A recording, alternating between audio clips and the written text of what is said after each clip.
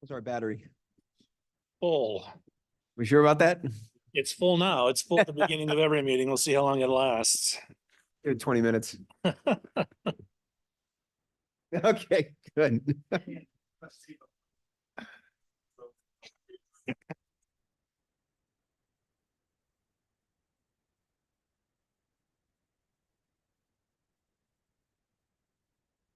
Art John Perez up there.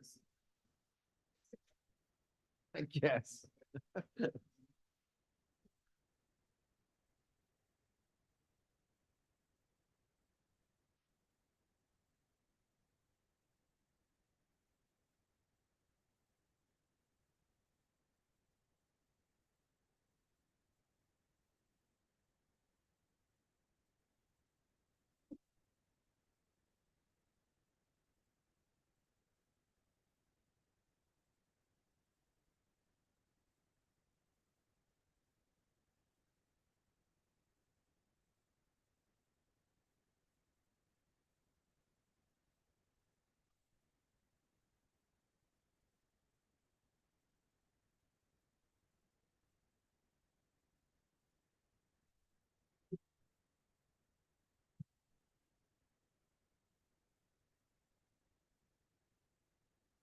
You have everything here that's gonna be here?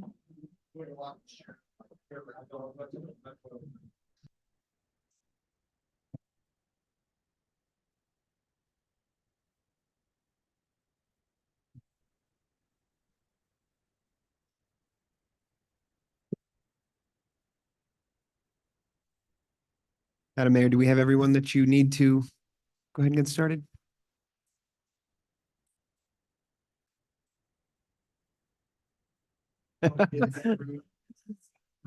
Perfect. Yes. Better than any movie you've ever seen. That's on the record. All right, so I'm showing 6:03, so why don't we go ahead and get started? We have everyone here. Madam Clerk, are you prepared for us? Sure.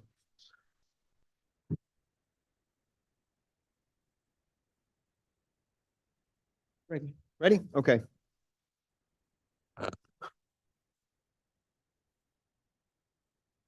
All right, so I'd like to call to order our regular commission meeting for Tuesday, April 2nd, 2024.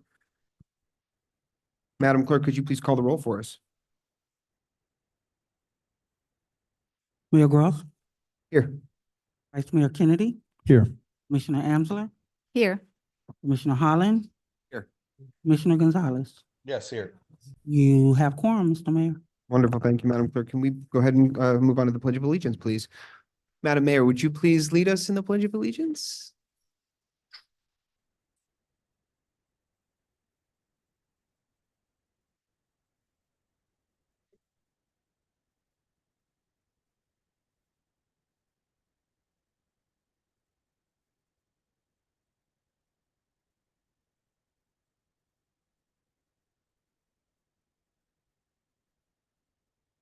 Thank you, Madam Mayor.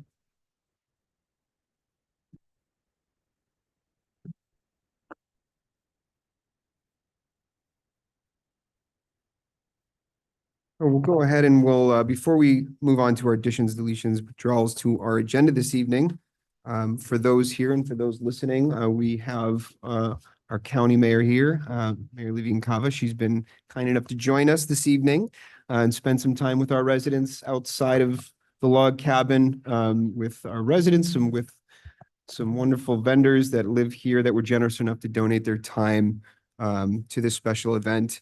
And we are fortunate enough for her to spend some time with us this evening before we get started. So we have her set for our presentations. And of course, we recognize that her time is valuable and that she's kind enough to grant us some of hers. So having said that, let's go ahead, let's take a look at our additions, deletions, withdrawals, so we can get to our presentations and have the mayor spend a few minutes with us.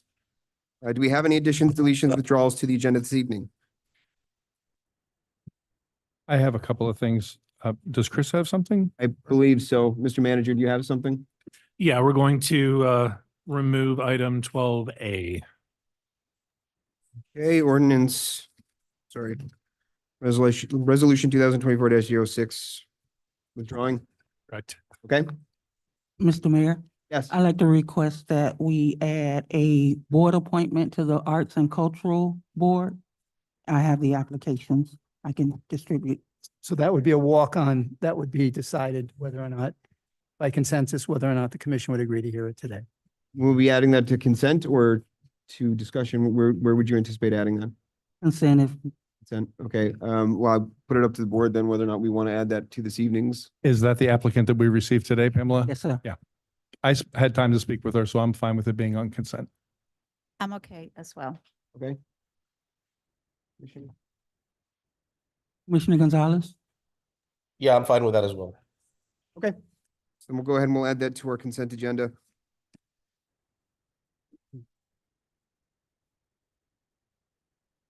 Okay, any other additions, deletions, withdrawals? Yeah, I have a couple of things.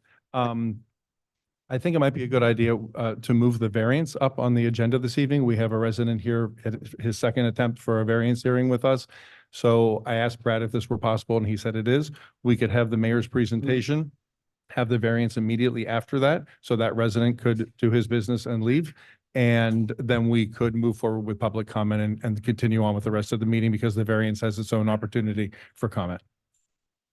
Okay, so do we have consensus for that item to move that? I think that's fine if we want to get that taken care of. Okay, And then there's something missing from the agenda. From last meeting, I had an item about the manager reports, and I have an example of a report that I wanted to show. It's been, I think, on the past two agendas. It was not picked up for this agenda. And I would like to have that put back on under new business. And then, I'm sorry, under old business. And then the old business, I'm a little confused about it because the order of the old business seems to be scrambled. It's not following the pattern of these items when they were on the previous agendas. So I'm not sure what happened, but things are moved around in different order, and I think they should be put back in the order that they belong in. And that would be the manager reports, the unsafe intersection, CIP, meeting procedures, the log cabin audio, tree roots, and SOPs. That's the order they were on the last agenda, and I think they should be maintained in that order. so just to make sure I have it correctly here, the first would be the manager reports, second would be unsafe intersections, third would be CIP. Where to go after that? Meeting procedures, log cabin audio, tree roots, SOPs. Someone might want to double check that, but that's the order. When I look back on previous agendas, that's the order they were in. SOP is actually older than that, but I don't have a problem keeping it at the end. Okay, so then the procedure that I have it for, just to, again, to confirm is, would be manager report, unsafe intersection, CIP, meeting procedure, log cabin audio, tree roots, SOP. All right? Yep. Okay, and then And moving the variance up after the mayor's presentation. I have that, okay. Thank you. So we'd go to presentations, and then we'll go to the variance request immediately after that. Okay, any other additions, deletions, withdrawals, or changes at this time?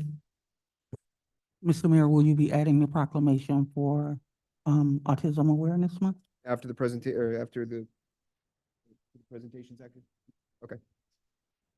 That's the proclamation for Autism Awareness Month. Okay, Motion to approve the amended agenda. we have a second? Okay, all in favor? Aye. Aye. Commissioner Art Gonzalez, John Perez. Yeah. Yeah, it's my nephew's computer, guys. And I'm sorry that I can't be there. Please excuse me with Mayor Cava. I didn't want to get everybody sick. I have a horrible flu and fever and coughing every 5 seconds, so I did. As someone who sits next to you, Art, thank you. Exactly. You're welcome. Sounds like you spared us. Yeah. Okay, great. Okay, so having completed section 4, we'll move into our presentations. Madam Mayor, you are first on our list. If you wouldn't, if you'd like to step up to our podium.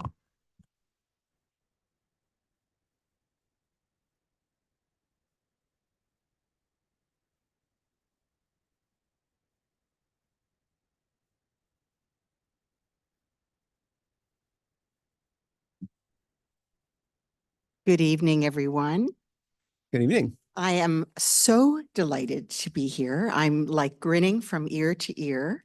I want to thank Mayor Groth and is it Vice Mayor Kennedy for for the invitation.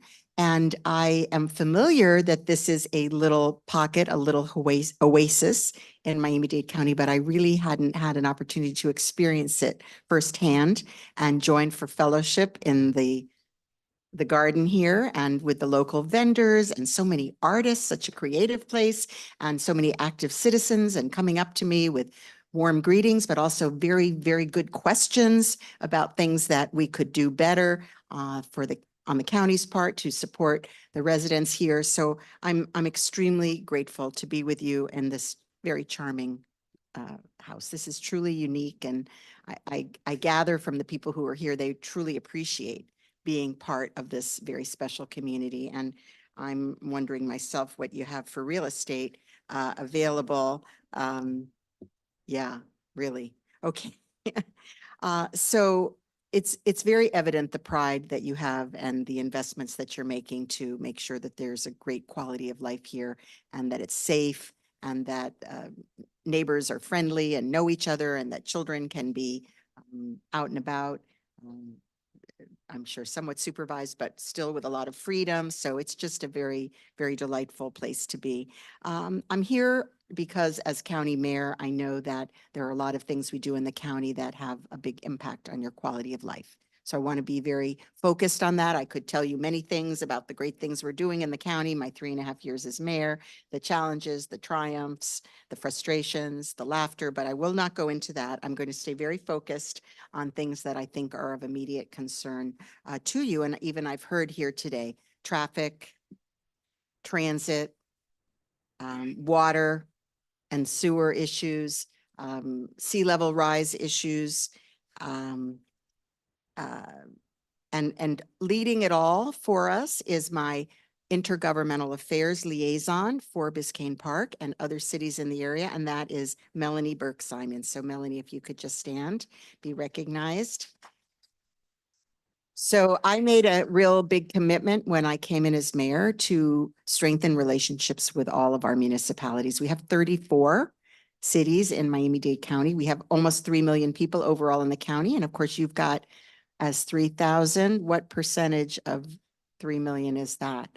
I was going the wrong group of people. 1/10 of 1%. Commissioner But Allen is the one to ask. him Yes, that. the He's our arithmetic numbers guy. guy. But let me just say, all equally important and all equally special to me. And so Melanie does a great job in the intergovernmental role, and she's here on a regular basis and available to all of you and to your attorney and your clerk and your manager for anything that you might need. And she tries to keep you up to date with things that we're doing that might affect you and also channel any of your concerns directly to us so you can get good response. And that's true for the residents as well as for the electeds and appointed officials here. I brought with me today a few key people that know much more about the issues than I do. So I'll be able to stay till about 6:30. That's about 15 minutes from now. And after that, they can stay and answer questions. We have Christine Wortman from our Water and Sewer Department. Christine, if you could stand. So Christine can tell you not only about our freshwater system, but our septic to sewer program, how we serve you with our fresh water system and sewage as well, and also challenges that happen when there's flooding, for example, and there's risks to overtopping our sewage system. So that's certainly an area she could address. We have Miguel Soria, who is our Assistant Director in the Department of Transportation and Public Works. So there were a number of questions about circulators and mobility and interconnectivity and what's happening with the Bright Line, the Northeast Corridor, and Miguel can answer those. We have Robert Colon from our Office of Resilience. And so he can talk with you about environmental protection and things that we're doing. You are in an adaptation action area, which is so designated by the county as a place of particular interest and where we want to work very proactively with residents around adaptation to sea level rise, extreme weather, storms, and all the heat, all of the challenges that we have. And so Robert can address that. And Mayor Groth, if I could, I just turn it back to you for a dialogue with you and as you choose. Thank you. Thank you very much. Certainly. Thank you very much, Madam Mayor. And thank you to Ms. Burke as well for helping put this together and facilitate. She's been very helpful to us. So we appreciate her efforts. And we very much appreciate your efforts and your time and coming out here to join us. We put a lot of planning into the event, and we were very happy to see the turnout of the people that came here to meet and voice concerns and voice points of issues that we wanted to raise and bring to your attention and your office's attention as things that we would love some help with. Great. You've already highlighted a few of them, the two of which that we kind of group into these larger categories of resiliency, groundwater, flooding, storms, and of course the all-important septic to sewer, which is the white whale, is I think I've coined it in the past. But then of course infrastructure and traffic and safe streets and paving the roads and infrastructure on with that respect too. So these are all areas that are of I think top of mind for us, and I think that this commission has heard a lot about and are doing what we can to address them. So we appreciate your attention to that. We appreciate you bringing to the attention of your departments the folks that can help us with those items. So outside of those issues and outside of meeting with your departments, we very much appreciate your help. We'd like you to know that we are supportive of your efforts, and if there's anything that we can, as a community, can do to assist the county, we are here for that purpose, and look forward to maintaining that open dialogue with you, Absolutely. and keeping open this relationship with your office in the county to help us kind of achieve some of the things and the larger ticket items that we would like to achieve here in Biscayne Park. Absolutely. So those are some of the larger items that we've identified and that we've had discussions about in the past several months. Would you like me to speak a little bit further about Certainly, some of those? if you could. Yes, great. So let me start with our water issues. Water is life. We've enjoyed celebrating the importance of water these last few weeks, and I am the water warrior, if you did not know. And that's because there's only one water, it's all connected, and it's precious. We don't have a water shortage at this time. Others places do, but we do have challenges of clean water. All of our drinking water comes from the Everglades, the aquifer. We need to support Everglades restoration. That's the purification process, brings the water down to us, and it's clean. Our county water is some of the best in the world, quality-wise, but it is all naturally filtered through the Everglades, and a third of Floridians rely on it. So our water and sewer department is very concerned about the risks to septic systems, which unfortunately are now antiquated, really, as the seas rise. And there's the risk of saltwater intrusion into our wells. If you have a well, I personally have septic at my home in Palmetto Bay and well water, so I'm very familiar and have to test those things periodically. But we have at least 9,000 septic systems that are immediately vulnerable to polluting our waterways. And of course, that puts our bay at risk because the pollution goes out into the canals and into the water stream and kills the seagrass and compromises the fish and the animals. So very critical. That's our Blue Heart, the bay, $64 billion economic engine for the county, and also our overall economy and health. So we are working aggressively on the conversion. There are certain challenges about paying for it. It's expensive, of course. We have to bring laterals, which are the connections that go down the streets. So from the mains on the major thoroughfares, which we cover, and then laterals, and we have to find funding, which we've applied for many grants and received grant funding. We also are hopeful to have a bond program that would help contribute to paying for that. And then individual homeowners are obligated to pay for the connection to their home, but we've also come up with different ways to help people finance that because it might be too expensive for them to pay outright. So we could get more detail about that from our representative from Water and Sewer, but just to know, it's called Connect to Protect. That's the name of our program. And you are here, I think, in some vulnerable areas and certainly have homes that are part of our priority for conversion. And just as time goes by, there'll be more homes that will be vulnerable. So overall, we have about 120,000 septic properties. And we're bit by bit looking at the ones that are most at risk of failure. I want to mention as well that you are part of the Little River Adaptation Action Area. And that started in 2022. It's a community planning effort. How many of you here have been involved or participated in any meetings about the Adaptation Action Area? Okay, so is that something our Office of Resilience could talk a little bit about? That. Oh, Sorry, can I okay. If you interrupt don't just for a mind, let me second? just do sort of an overview, just because I can't stay so long, but you'll be able to come Yeah. if you have the time to explain more about that. That would be great. Perfect. And we do have a Biscayne Bay Water Quality Improvement Grant Program with state funding.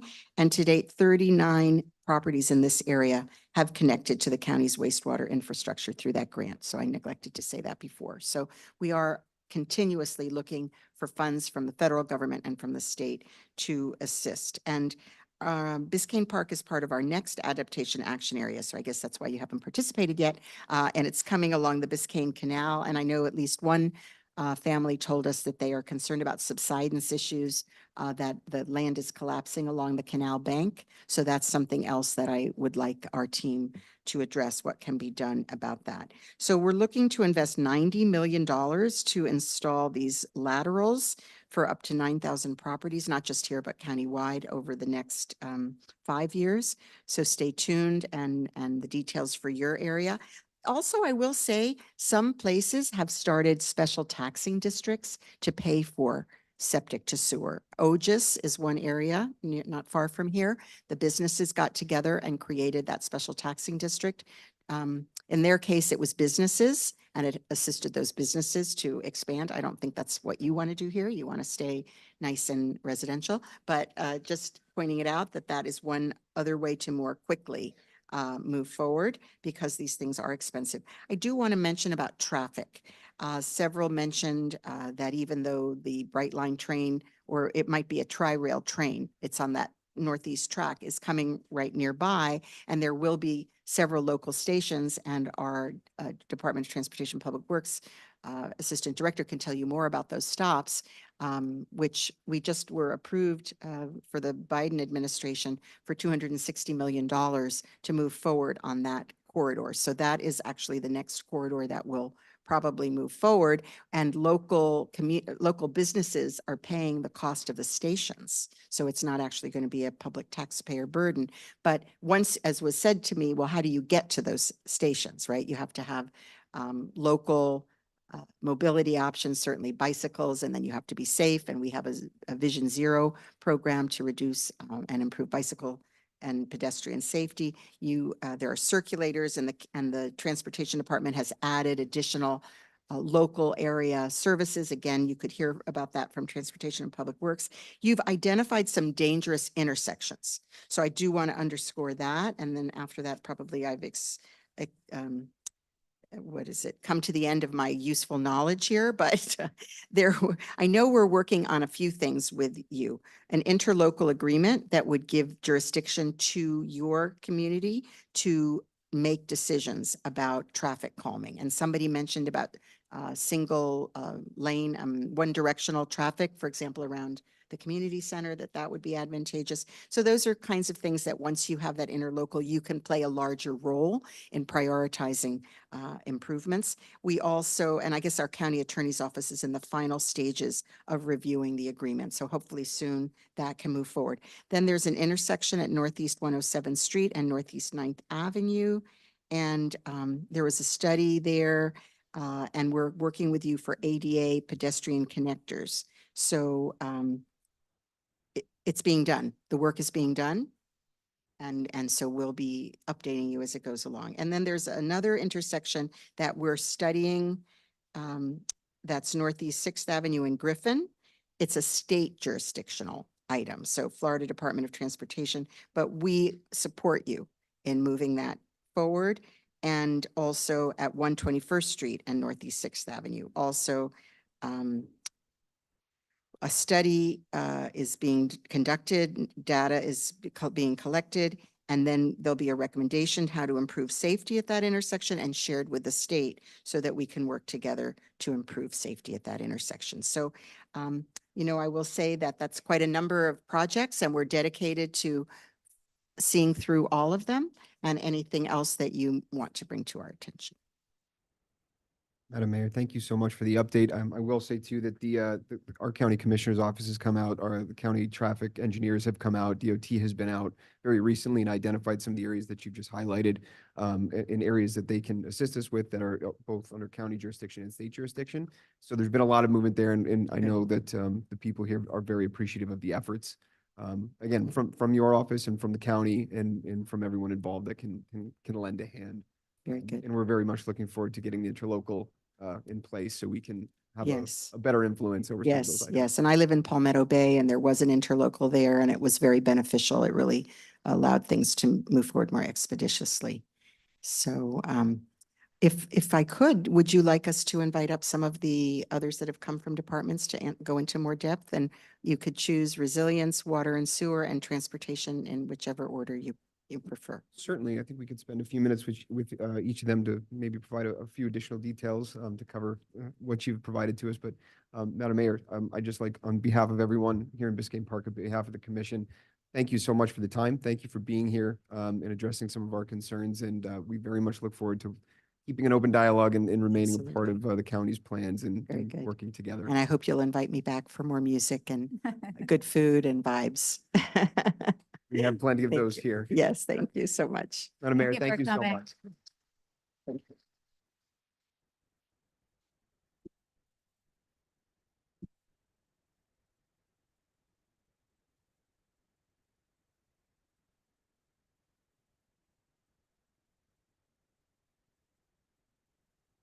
Mayor's staff that's going to be speaking, if we could just ask you to move up to the podium. We are recording and we also have a few folks watching on Zoom.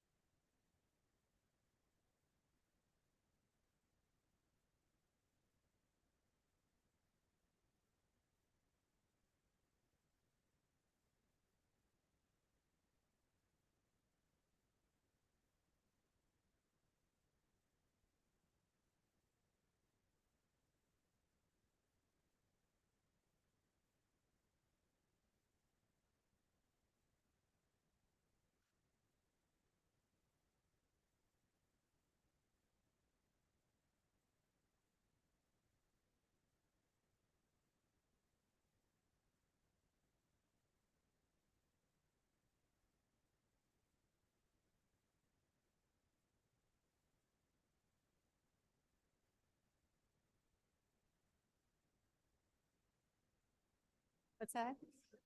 $10, $10 per person, $10. Charging.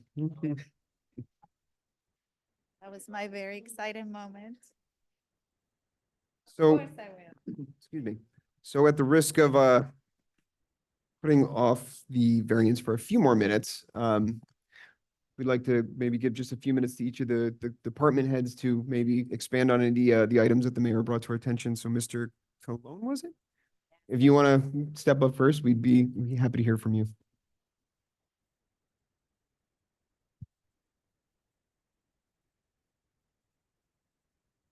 Hey everyone, thanks for having me in the county here today. So like the mayor said, you are all in an adaptation action area. So this is an area that's been designated as, we found it to be especially vulnerable because of the elevation, the adjacency to the canal, and a variety of different issues like the septic issue that we already talked about today. So we're looking over the next few months to really engage with all of the residents on a lot of different issues that relate to flooding to really help build a sort of community-led effort to how you guys are going to adapt, because we already see these problems happening today. But the community itself needs to be the one building the solutions. There's no one right way. And all these other issues that you're talking about, traffic calming, trees, heat, changes with transportation, all of these things affect the flow of water and really need to be planned together. Historically, things were planned in this municipality, this county, but like the mayor said, there's one water. So right now we're trying to really plan around the watershed, which here is the Biscayne Canal. Wherever that water flows, it connects you to everybody that water has been to before, your neighbors, people upstream and downstream of you to Biscayne Bay. So we're really going to be looking at all those different issues, and we're going to be focusing on engaging residents, whether they rent or own, students, both lower and higher education, businesses, environmental groups, and of course, looking into how health is affected by all these different factors coming together. So this is just now kicking off for this region. We're starting with our consultant, and over the next few weeks, we're going to start launching some events directly in your community, some online and some in person. So happy to answer any questions you might have about that. When we start seeing those public events, is that something that we'll be receiving as part of the? Yeah, commission of that we course. can So our municipal disseminate? coordinator and I will be reaching out to you and making that work as best as possible. Excellent. If I may, happy to meet you. You and I share a conversation once course. about this. And I think there was a presentation shared with Miami Shores that was really helpful as to what the steps are.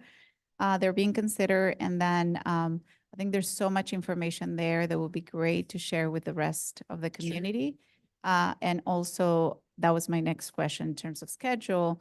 I know we spoke some point in January to see when this would happen, so we can make sure we have as many folks here as possible. Absolutely. And when you speak to the Miami Shores, you're describing the septic to sewer conversation we Yes, had? Okay, yes, that's and a that great was- thing, and we can all coordinate together with WASD over here to make that Yeah, happen. and I believe it's Director Roy. That's that right. Roy suggested Coley, I it. believe. Yeah. Yeah, and it was just it was perfect it's very complex subject for sure. All of us will find it that way, pretty sure. And it was very detailed. So I think it would be wonderful to have it come from you guys presenting it. Sounds great. Absolutely. Thank you.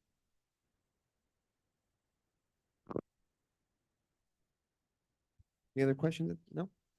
Thank you so much for the information. We'll be on the lookout for those public notices so we can involve our community to provide you with the information about our community to help your study. And I know that this is part of our larger vulnerability study as well that we're currently working on. We had our first public meeting for, which we were able to identify some of the areas here that are subject to local flooding. So I'm sure, or I hope that will be helpful. Absolutely. We're going to be synthesizing everything you guys get from your municipal vulnerability assessment with our county scale vulnerability assessment as well.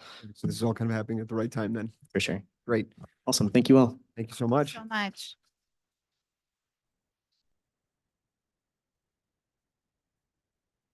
And so I don't want to mess up any names here, but from the County Public Works, was it Mr. Soria?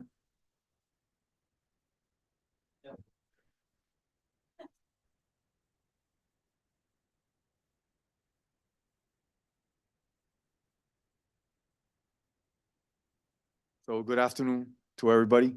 My name is Miguel Soria. I'll repeat that. I think that's like the third or fourth time it's been said. So it's my pleasure to be here. With me is Ms. Senespleda and Ms. Martinez. These professionals are the chief of the traffic engineering division and one of our engineers that is assigned to the area. Had a great conversation with Commissioner Amsler. Wonderful conversation. I know she expressed concerns on the ILA and some of the issues that might, come from that agreement, because the village will obviously have some responsibility. And I offered to her, and with all due respect, our team will be available to be able to assist, answer any questions with regards to what can and can't be done through the ILA. And obviously we will be there to support the village. With regards to some of the intersections that were addressed, our team is looking into it. There's certain data that we've already collected. And based on that data, we'll be able to assess, what can and can't be done. And we can provide some recommendations as to what would be the best path forward. We've worked with the Public Works Director, Juan, He's excellent. We'll be able to, I'm sure we'll be able to, get together and resolve some of the issues that are there. Some have already, like, for example, that intersection with respect to the crosswalk. We understand that, that's a needed location for crossing. And we agree with the crossing in itself. There are certain elements that need to be addressed as well. Because we need to receive, from an ADA perspective, provide adequate resources for the ramps connecting to sidewalks and so on. But we'll work through that as well. So, I mean, obviously, if you guys have any specific questions, happy to, hopefully answer them, to the best of my ability. If not, I'll point to one of my guys over there and have them, come up with an answer. So any questions, any concerns? I was actually, the young lady, that lady was there, she actually offered an intersection on 119th and 6th Ave. With all the accidents, that's gonna be a location that we'll be looking into. One of the things that the county does have is what we call service request through 311. If you call through that information service, any specific locations that the village sees as an issue, the residents have the opportunity to also call and establish a service request.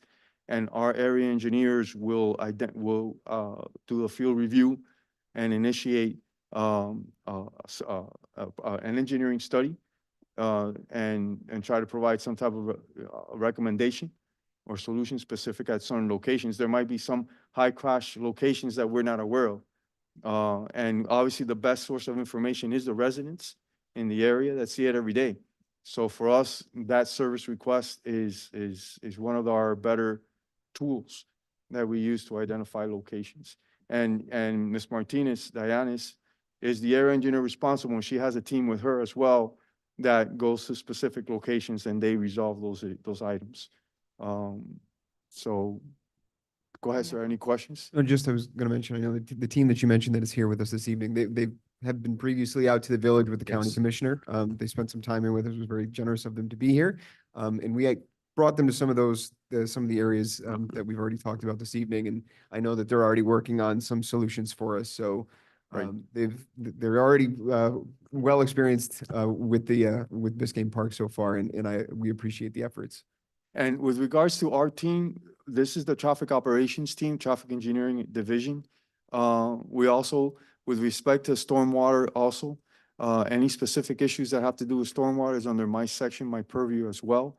So that if there are, and through the 311 informational service, you can also identify any stormwater specific issues that we might be able to hopefully tackle specific locations and address them through our engineering team. So any other questions from anybody? So, no, sir. Thank you very much. Oh, well, my pleasure. My pleasure. Great group. I love the building. It's beautiful. We still have one for sale. Thank you so much. Thank you very much. And so I think we all had Ms. Warman, yes.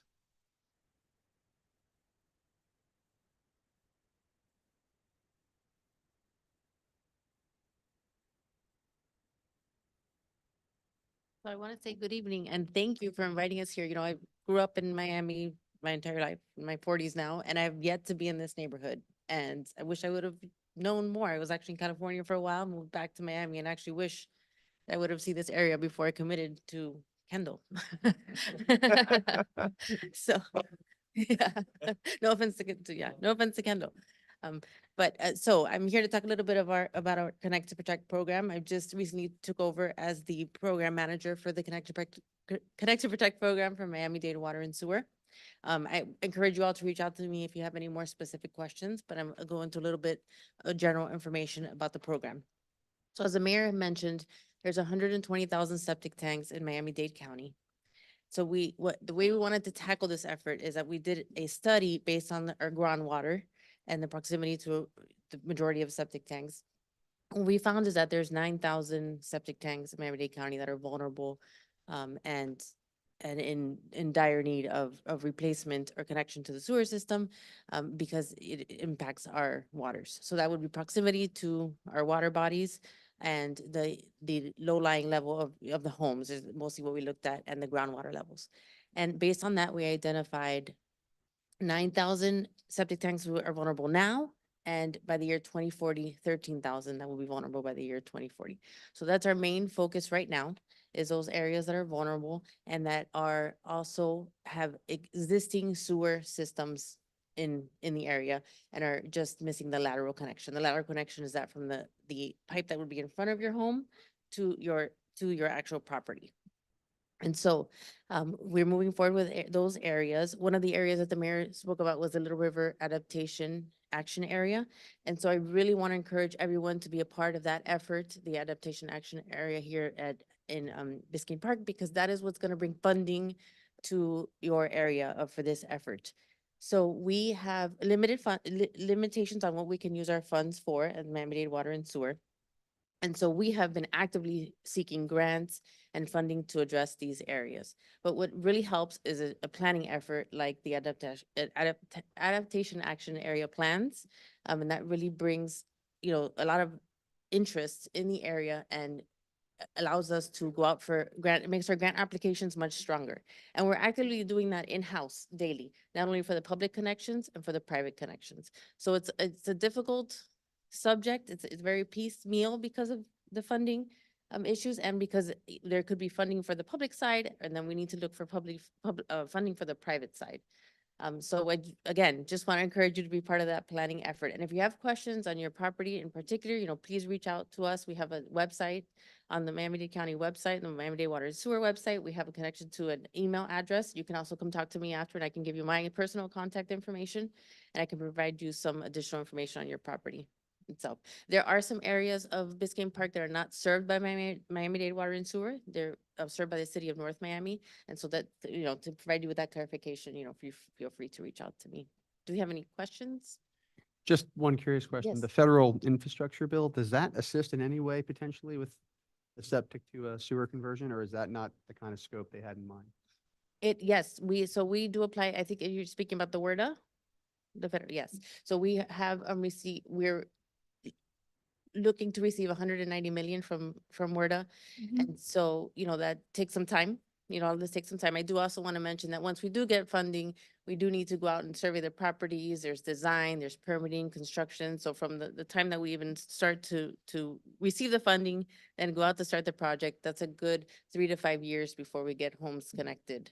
So it is a lengthy process, but with time, we will get it done. Any questions? Well, Ms. Werman, Thank you. thank you very much. Thank you. Thank you. Thank you.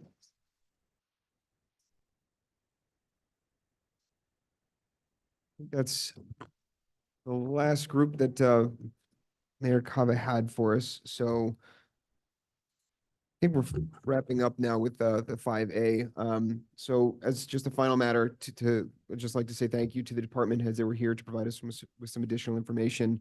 I'm sure there's some folks here that may want to speak to you afterwards for a little while, if you wouldn't mind sticking around. I'd like to say thank you to everyone for coming. This was a fantastic turnout and a great way to engage with the county. I wanted to say, I don't know if Nicole is still here, but thank you to the art board for putting together the music, all the vendors that were here.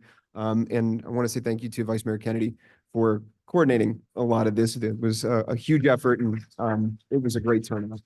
Thank you very much. It was fun. I think we should do this every month. Good. Look at this. Maybe we can When's get her the to last come time back. we had a cabin full of people? Look how happy they are to see government in action, and watch how fast they run for the door when we start working our way down the agenda. Thanks again, everyone. Thank you to all the village staff, police department, and everyone here that was a part of this. It was a great turnout and a fantastic event. So thank you again.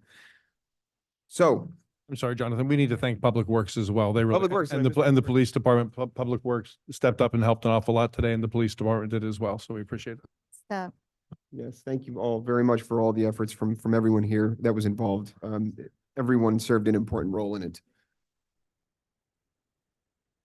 Okay, so with the fun part over, Let's continue on with our presentations. We have a proclamation for Autism Awareness Month, and that's the final item within our presentation section for this evening before we move into our variants. So I will go ahead and I will read our proclamation onto the record.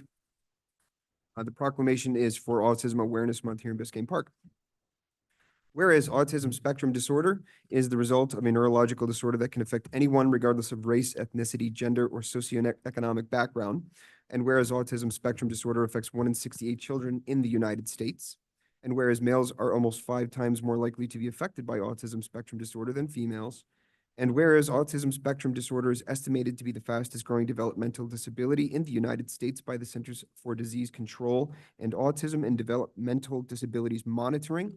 And whereas symptoms and characteristics of autism spectrum disorder present themselves in a variety of combinations and can result in significant lifelong impacts in an individual's ability to learn, develop healthy interactive behaviors, and understand verbal and nonverbal communications. And whereas early diagnosis and intervention, as well as ongoing support from family, doctors, therapists, and educators can positively impact persons with autism spectrum disorder to achieve better outcomes. And whereas persons with autism spectrum disorder should have access to appropriate services throughout their lifetime so that they may achieve their greatest potential and lead happy and productive lives within their communities. Now, therefore, I, Jonathan Groth, Mayor of the Village of Biscayne Park, Florida, joined by the entire commission, do hereby proclaim that the month of April 2024 is Autism Awareness Month in Biscayne Park and urge all citizens to join me in this special observance.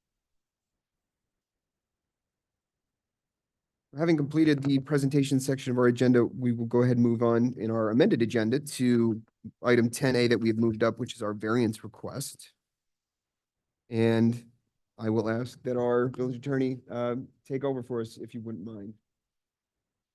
Just for the record, this is applicants Max Larber and Abby Larber, excuse me, at 11328 Northeast 7th Avenue, Biscayne Park, Florida, requesting a variance to allow construction of a swimming pool with a setback of, well, it's saying a setback of 5 feet instead of the required 10 feet, which is not accurate, but the application, the updated application is accurate as far as the setback. It's a side setback into the, if I remember correctly, into the 30-foot setback. I'm sorry, it's so, just to read it correctly, it's allow for a 30-foot side front setback, which is actual 24 feet into the setback for a new pool and 6 feet from the property. And I believe, Madam Clerk, you have some additions to the record before we begin, if that's correct.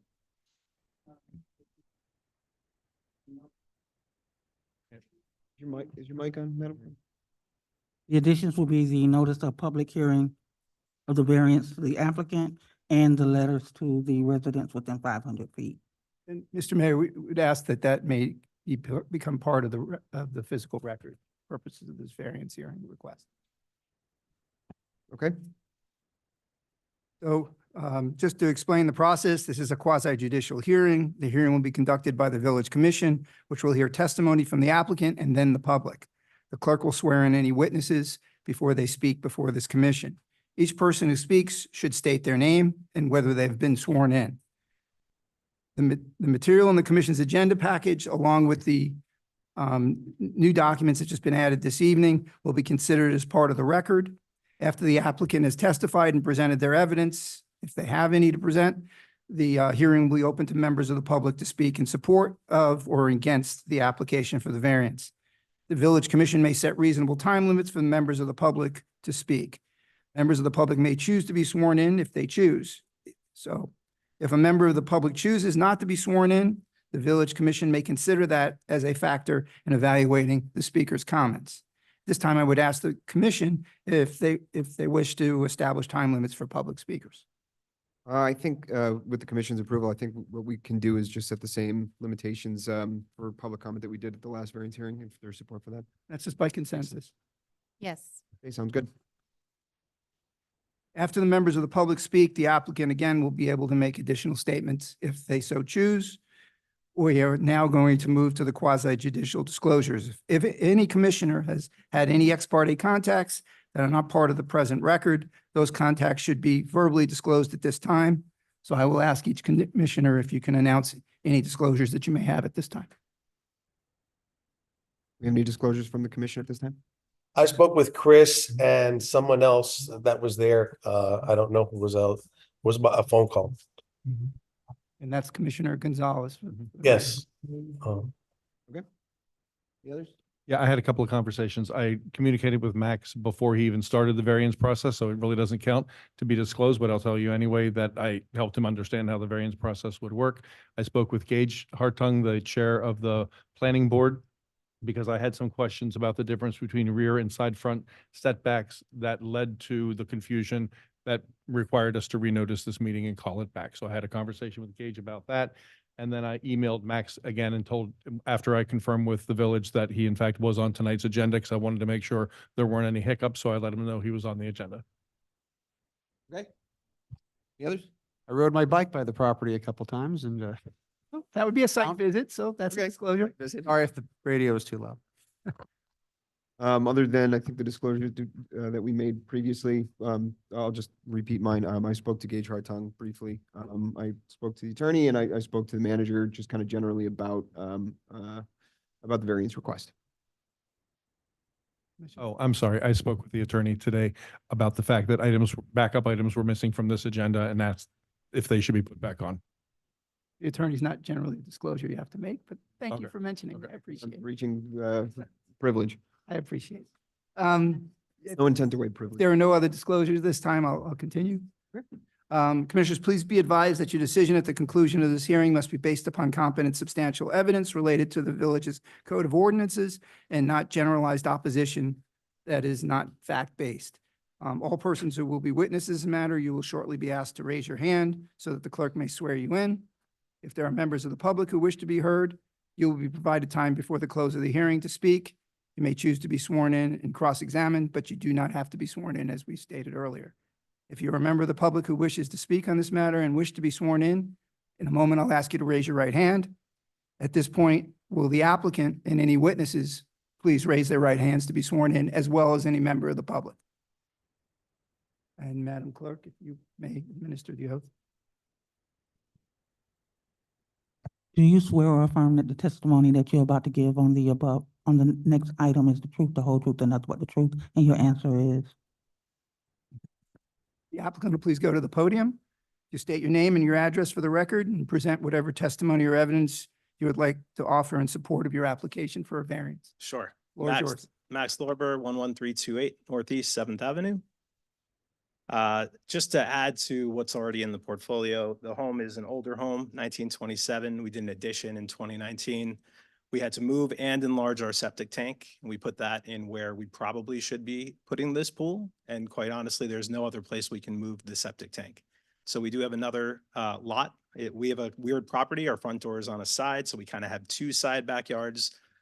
We purposely worked with the pool company to try to abide by the guidelines, and we couldn't with upkeeping the foundation of the home and not going any smaller on the pool, which we've already minimized quite substantially. So just letting this group know that we've taken a lot of initiative to try to make this work as minimally invasive as possible, and that the variance is really only one direction. We are abiding by our neighbor. We're only asking for a variance towards the median here, the green median.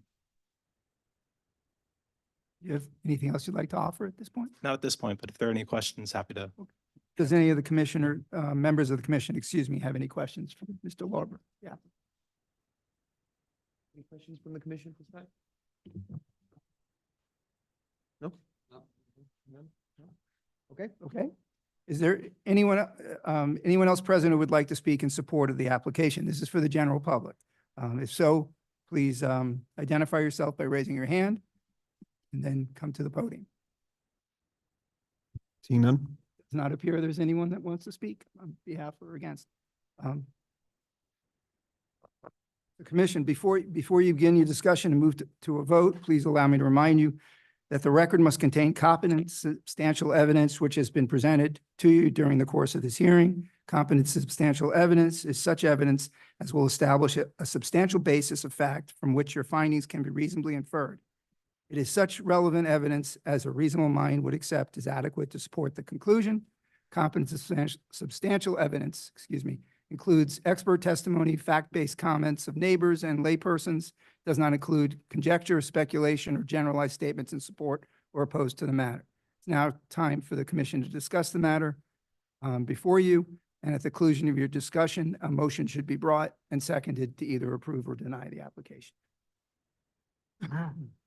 Okay, so at this time, we'll move to commission discussion. Are there any points or any matters of discussion with respect to the variance that anyone would like to bring forward at this time? I read your answers to all 4 variance questions, and I'm satisfied that you meet all the requirements. I have no further questions. I also am satisfied with 4 points. Same. Okay, I'm good, Jonathan. Thank you. thank you, Commissioner. Okay, so we can move to a vote at any time? Make a motion to approve the variance request? Do we have a second to approve? I'll second. Okay, do we have to do, is this a call roll? Okay, so Madam Clerk, would you please call the roll for the vote? Who seconded the motion? I'm sorry. I did. Commissioner Enzo. Mayor Gross, Yes. Vice Mayor Kennedy, Yes. Commissioner Amsler, Yes. Commissioner Holland, Commissioner Gonzalez. Yeah. I think we lost you on that, Art. Yes? Yeah. The item passes 5-0. Very good. Wonderful. Thank you for your patience. You're clear. Was, appreciate it. Thank you. Thank you. Thanks for Enjoy the patience and pool. attending. Okay, so that concludes, is there anything else we need to address for 10A, Mr. Attorney? No, sir. Okay, fantastic. So that concludes our 10A. So the next item for our amended agenda is going to be our general public comment for today's meeting. So at this time, we will call folks up here in the cabin, in the log cabin for public comment. As a reminder, please provide your name and address, and public comment will be limited to 3 minutes per speaker. Thank you. Hello. Yeah, you hear me. Good evening. First, I want to say thanks to everyone who was involved in making this whole event happen tonight. It was really wonderful, so I really appreciate it. This weekend, I received a notice of public hearing that I'm sure many of you received as well about Miami Country Day School wanting to expand. And I just wanted to, the hearing is going to be, or the meeting is going to be on a weekday at 9:30 a.m. downtown. I know for me that precludes me from attending. I'm sure it precludes many people as well. I was curious if we'll have any representation as a village at the meeting. I did want to state that, I have a lot of concerns about an expansion of the school. I think the traffic related to the school does negatively impact us and other surrounding communities, both in terms of when we're trying to get out and go anywhere on 6th Avenue, the backups can be quite severe, but also of people cutting through our neighborhood and other neighborhoods going to and from the school. So, I understand that there's a school, it's located there. If nothing else, I would really like to see, the school make efforts to improve not only the traffic situation, better manage it, because I feel like it's really quite unmanaged right now, but also encourage, more people to encourage some type of shared riding or something, because anything that'll cut down on the number of cars that are coming. So I just wanted to make that statement, and hopefully we'll have some type of representation at the meeting to speak for us.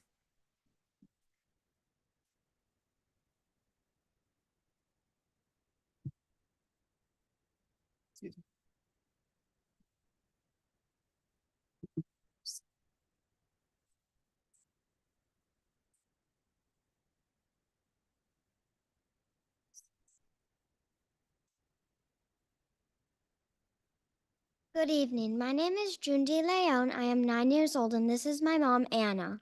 We live at 655 Northeast 115th Street. 4 years ago, my little sister Zoe received a fairy door and fairy windows for her 3rd birthday.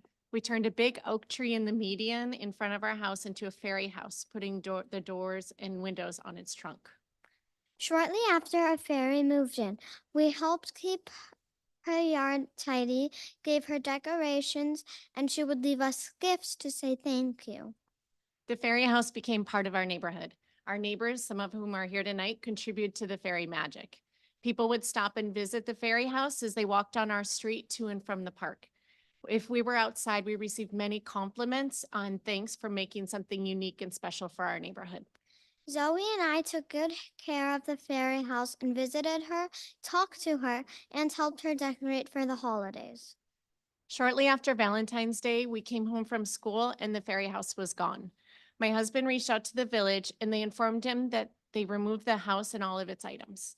They explained that the medians are only for village-related items. If the concern was that the decorations had gotten out of hand, we wish that the village could have issued a code violation informing us to tone it down, because we do admit the last holiday was a little over the top. At the least, we wish the ferry had received an eviction notice so that we could have helped her move her belongings. We ask that you create a procedure for residents to propose and create village-related items on medians. We would like to ask the village to allow us to keep and maintain the Ferry's house. We know that it brings joy to our family and many other families in the neighborhood. We promise to take good care of the Ferry's house and ensure that she follows the village's ordinances. This is our village and we have made our community better with the Ferry house. Thank you for your time. Thank you very much.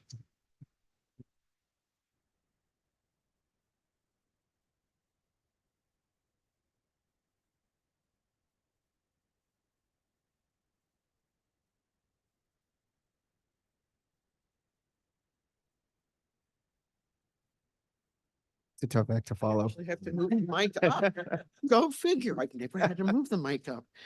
Janie Anderson, 11905 Northeast 11th Place.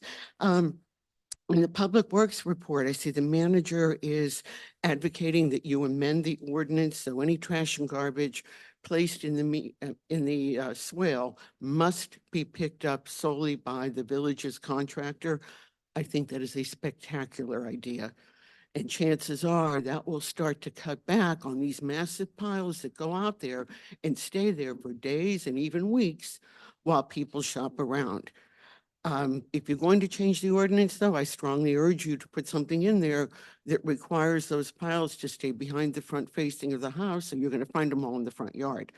The other thing, though, he's advocating, and perhaps I don't understand exactly where he's going with this, is moving excess bulk pickup to Thursdays and Fridays. If we do that, you are about guaranteed to have trash and garbage outside 7 days a week, because already people are putting stuff out on Friday, even on the east side of the park for a Tuesday pickup. So even if you move that to Thursday and Friday, it's still going to be out there all week. So I'd ask you to kind of explore that a little further. I want to thank the code compliance staff for what a terrific report. Such detail, even down to mapping. It's very well done. David Caserta's report, the lobbyist. I came away with two things.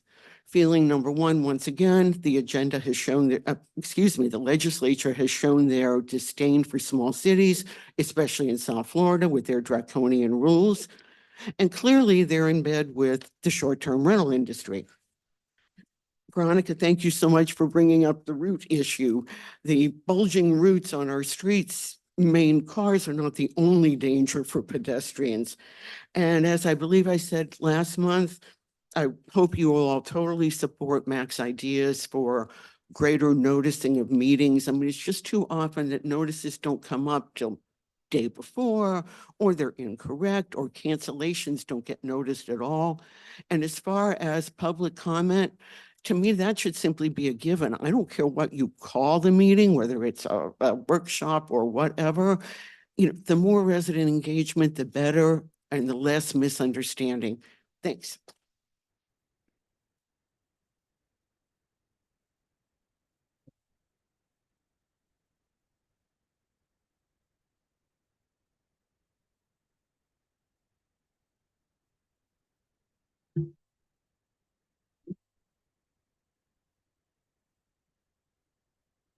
Good evening. Ezra Deutsch, 885 Northeast 113th Street. Tonight during the public comment, I'd like to just say thank you to the commission for the work that has been done over the past few years. Thank you to the police department, public works, the rest of the admin that help run the village. I feel that the services around the village are getting better and better every day. And the people in this village don't always recognize that. I'd also like to personally thank Commissioner Amsler for continually advocating for physical changes to our built infrastructure, specifically down on 107th. Tonight, my public comment has to do with infrastructure. I'm not sure of any other way to share this idea, so here it is. I'm hearing about a grand plan growing that includes lighting, traffic, pedestrians, septic to sewer, buried power, etc. I can't help but stew over the idea that our moment of something grand and impactful.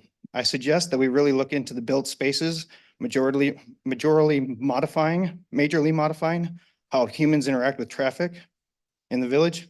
I'm talking about streets like 111, 113th, 15th, 17th, 19th, 21, 23, 8th Avenue and 10th Avenue.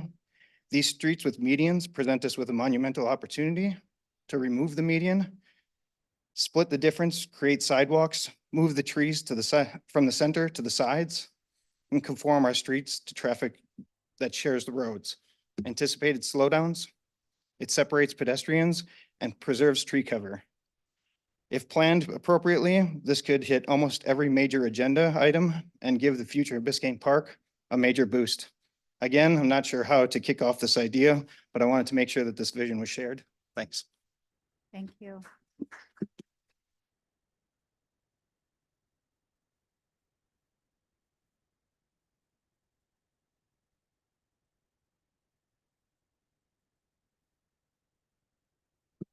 Hello, my name is Silke Vettergren. I live on 117 and Northeast 9th Avenue. And this is actually the first time I think I'm ever in this building. We have lived at that location since 1998. And I can't believe I've never been here. So my apologies to all of you guys working so hard to really make Biscayne Park what it is. And I think it has become an amazing place over the 20 years that I have lived here. My kids grew up here, and I just have one thing that really I would like to address. And it's the fact that if there is a code issue or anything that's going on that maybe somebody forgets to leave the garbage out, the can or whatever, just like the family with the tree house, I think it's so important that we work together and that the residents are not left feeling that you know, the court enforcement is against us and is trying to get an extra $50 out of some fee that is pinned to the wall versus a conversation and say like, listen, you know, we passed by here twice and you need to be on the ball with putting things away or something like that. Because not always you know, all the circumstances are known. At one point I was in a wheelchair, I had an accident, I couldn't remove the garbage can, and I have a note on the door after 20 years of being a resident here, and I just wish there would have been communication so we can work together and it doesn't feel like, you know, you guys are out to get us, which I know it isn't, but it's just not a good feeling.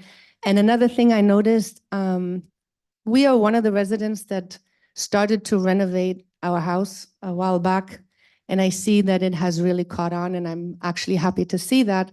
However, I just wanted to bring to the attention that I really hope that there's a commission or a group that protects the trees, because some of these houses are rather large and some of them have no trees left on them. And so I don't know if there is an ordinance or if there's a percentage of how much greenery should be protected, even though I'm all for, you know, going with the times and renovating some of these homes. But Biscayne Park is unique, just like the mayor even said, it's this gem in the middle of concrete and places that have no heart and no style and no more life in it. And that's one of the places why we stayed here for 20 some years, because it's the greenery, it's those trees that have been here longer than we have. And I just hope that there is some kind of a group I would love to join in order to really protect those big trees or any greenery for that matter. And That is time. thank you. Thank you.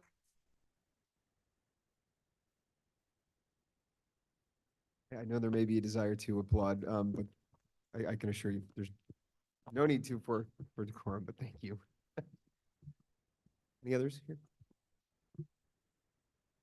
Good evening. Ryan Huntington, 744 Northeast 119th Street. First, I want to thank the commission and the Arts Board for a wonderful event. That was one of the most successful events I've seen in a long time here in Biscayne Park. It was wonderful. I hope we can continue to have more wonderful events like that in the future. I want to echo what a lot of residents have said here tonight. Preserving our green spaces, traffic safety, all these things are touched on our CIP budget, which you guys are going to talk about tonight. Hopefully you guys will finally agree on it. We can get moving forward and fund the projects that the village residents want. Things like traffic safety, preserving our green spaces, improving our roads, items that are on the discussion tonight touch on those same issues in our CIP. These are the funds that we're gonna be able to do these projects. So hopefully we can start the ball tonight, get it moving, and get these projects done. Thank you. Thank you.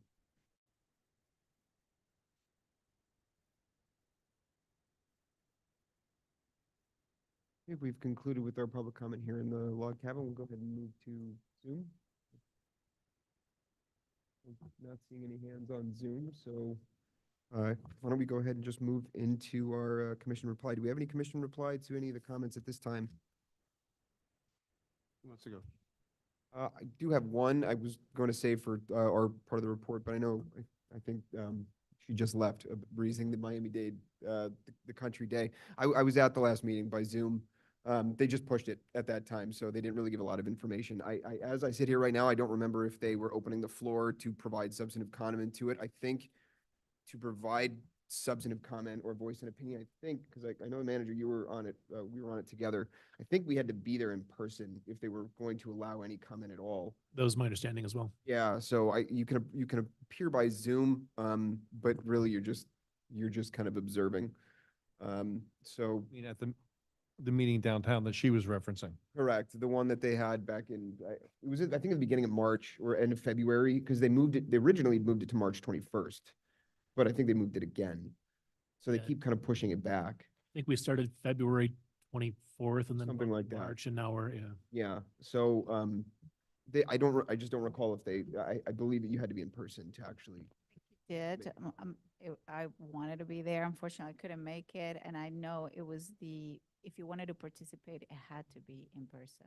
Mhm. I don't know what came out of it, so I think I'm in the same way. I'm hoping to see a presentation as to what are the next steps and how this would impact us, so we can share with residents. Well, I remember the end of that one. We looked over the application very thoroughly and couldn't find any information about who was presenting it or what attorney they were having represent them, because I would have called them, the attorney, and said, we want to talk about it the same way we talked about the development that was up here on 125th.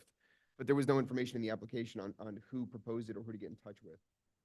So I think the only real solution would be to actually have to go. So I had made the attempt the first time. I will try again if I'm not otherwise tied up to be able to go. But I will So try. since we're talking about that, what is our official position on that? I mean, we've never discussed one here. So what is it that you want to say to them if you represent us? And should we have a conversation about what our position is on that? So I think, and certainly open to the opinions on this. I know we've talked about these type of impacts before, very similar, in that the increase in density and the increased amount of people in traffic are going to adversely affect us in our local streets. So outside of outwardly objecting, saying we don't want you to do this, I think the first thing I was hoping to be able to do was get in touch with the individuals or the attorneys representing them to say, we'd like to have a conversation. We'd like to see what traffic studies have been performed and how and if they have any effect, listed any effect, because that's where we left off with the developer that was up here on the property that was going up on 123rd, to see if there had been any studies done, if there's any position on how it would affect us. I would propose to at least start there. Say, has this been considered in any way, and what effects do you show on Biscayne Park? So I think that would be the first start. Outside of that, the only thing, look, if we go and we say they're showing no effect, do we go and object anyway and say we object to this if you're showing no effect? So Well, if they're paying for a traffic study, it's their vendor, their traffic study. of course, yeah, of course. Pay for it. Yeah. So,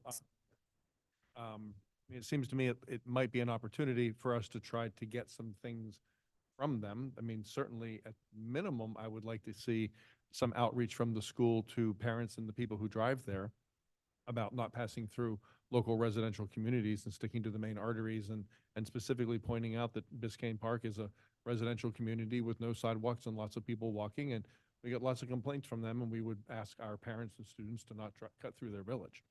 I mean, it seems to me there could be some, I'm not sure what kind of real serious impact we could have on this, short of objecting, and I'm not sure what that would do anyway, but at least it might be it's an opportunity to reach out to them and say, throw us a bone here, guys, and help us. They had a Miami-Dade school board official actually stopped at this intersection right here when there was a lot of traffic and spoke to the deputy chief and said, this whole intersection of the traffic here is a huge problem. That's a school official. They have plans. So I don't think maybe we should put it as a discussion topic in the next agenda to talk about it, but coming up, they have already had several meetings, including at the school.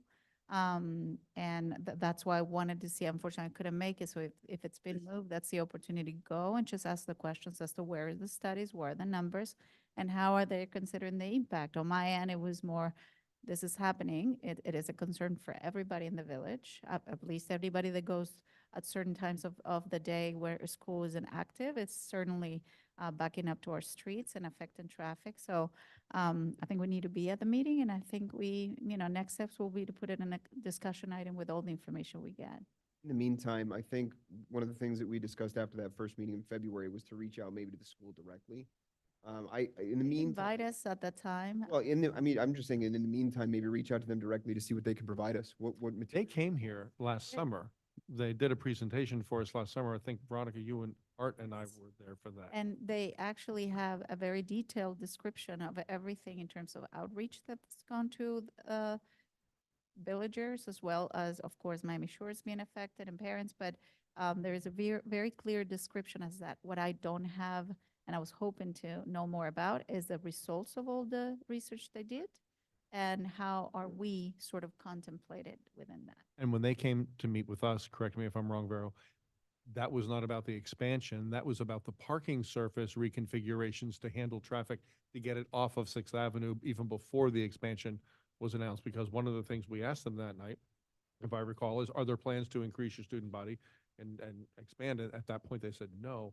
That was about getting traffic off Sixth Avenue from how it exists now. Remember, it was going to be like a serpentine kind of a configuration on the existing lot to have cars serpentine around their surface rather than stacked up on the street.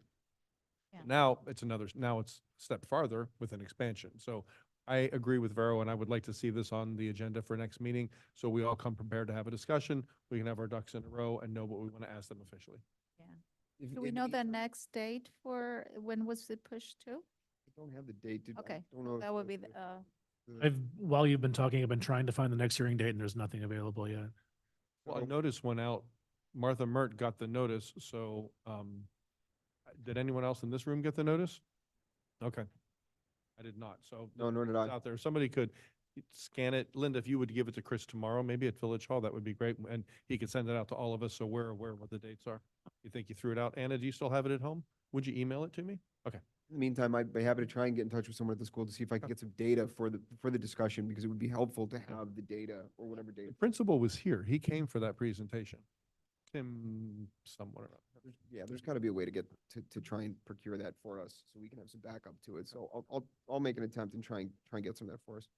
All right, so I don't want to. That was really the only reply that I had. I just wanted to bring it up so we could address it very quickly. I have a couple of really quick things. Martha left. It's unfortunate because I wanted to address this, which we did.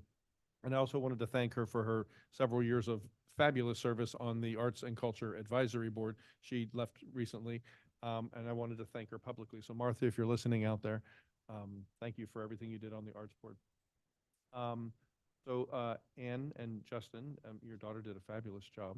Congratulations on that. So we don't have a whole lot of impact on code up here. We can't really interact with that department. But I'm sorry, I'd just like to say I'm sorry that happened, and I would like to have seen like maybe a note tacked to the tree saying, hey, fairy girl in there, we need to have a talk, because code didn't probably know who you were because it was in the median and they may not have known what property it came from. So in their defense a bit, who knows what they knew, but I would have stuck a note up on the tree saying, Barry girl, give me a call. But I'm sorry that your daughter went through that. But she did a fabulous job and she learned a little civics lesson here tonight, so that's good. So there's a good outcome there as well. Silka left as well, and she wanted to talk about trees. I'll reach out to her directly to ask her to join Parks and Parkways, first of all, and to let her understand how landscaping is already referenced in our code. Parks and Parkways is not met in a few months though, right? No, they have not, and they need members, so if she Yeah, participate in that, that should be. anybody that wants to participate. And if I do know people who want to participate, how do they, what is their first step? In touch with Pamela, the applicant. Put them in touch with Pamela. Okay. Got it. Thank you. I have a, if I may. Yeah, of course, go ahead. Okay, so Contact the village clerk. yeah. So thank you for everybody that came today. Thank you for the arts board. Thank you, Mac, for helping us put this together. Thank you to staff, police, everybody really. And the engagement is a key part. I just want to take this opportunity. I have more faces than usual to say, please come forward, as many meetings as you can. You learn every day about something else going on that might affect you. Is it Anna, your name? So you've done a great job to have your daughter come here and understand what the process is and being part of it and raising her voice. I think it's wonderful. There is a code for, we need to follow certain rules, but I agree 100% with you. There is a way on how we carry those rules really have to do with the quality and the service and the human side that we put into everything in our village sort of touch. And on that point, we have there is an item specifically about SOPs, and it's about processes and how we kind of how we face these processes in place. And I think they're very important to have. And the manager already and the staff are working on many of them. So thank you for bringing it forward in the way you did as well. And to everybody else, thank you for some of the shout outs. Yes, we need more folks on the boards. Boards have been a little bit dormant lately. There's a resiliency board, park and parkways, events, foundation. I mean, there are many ways to contribute to the village. So at any time, you can contact Pamela, staff, and they'll let you know what positions are open. So, thank you. Okay. Art, do you have anything? We may have lost Art. He's gone. Yeah, I've had the flu too. I'd be surprised if he made it through.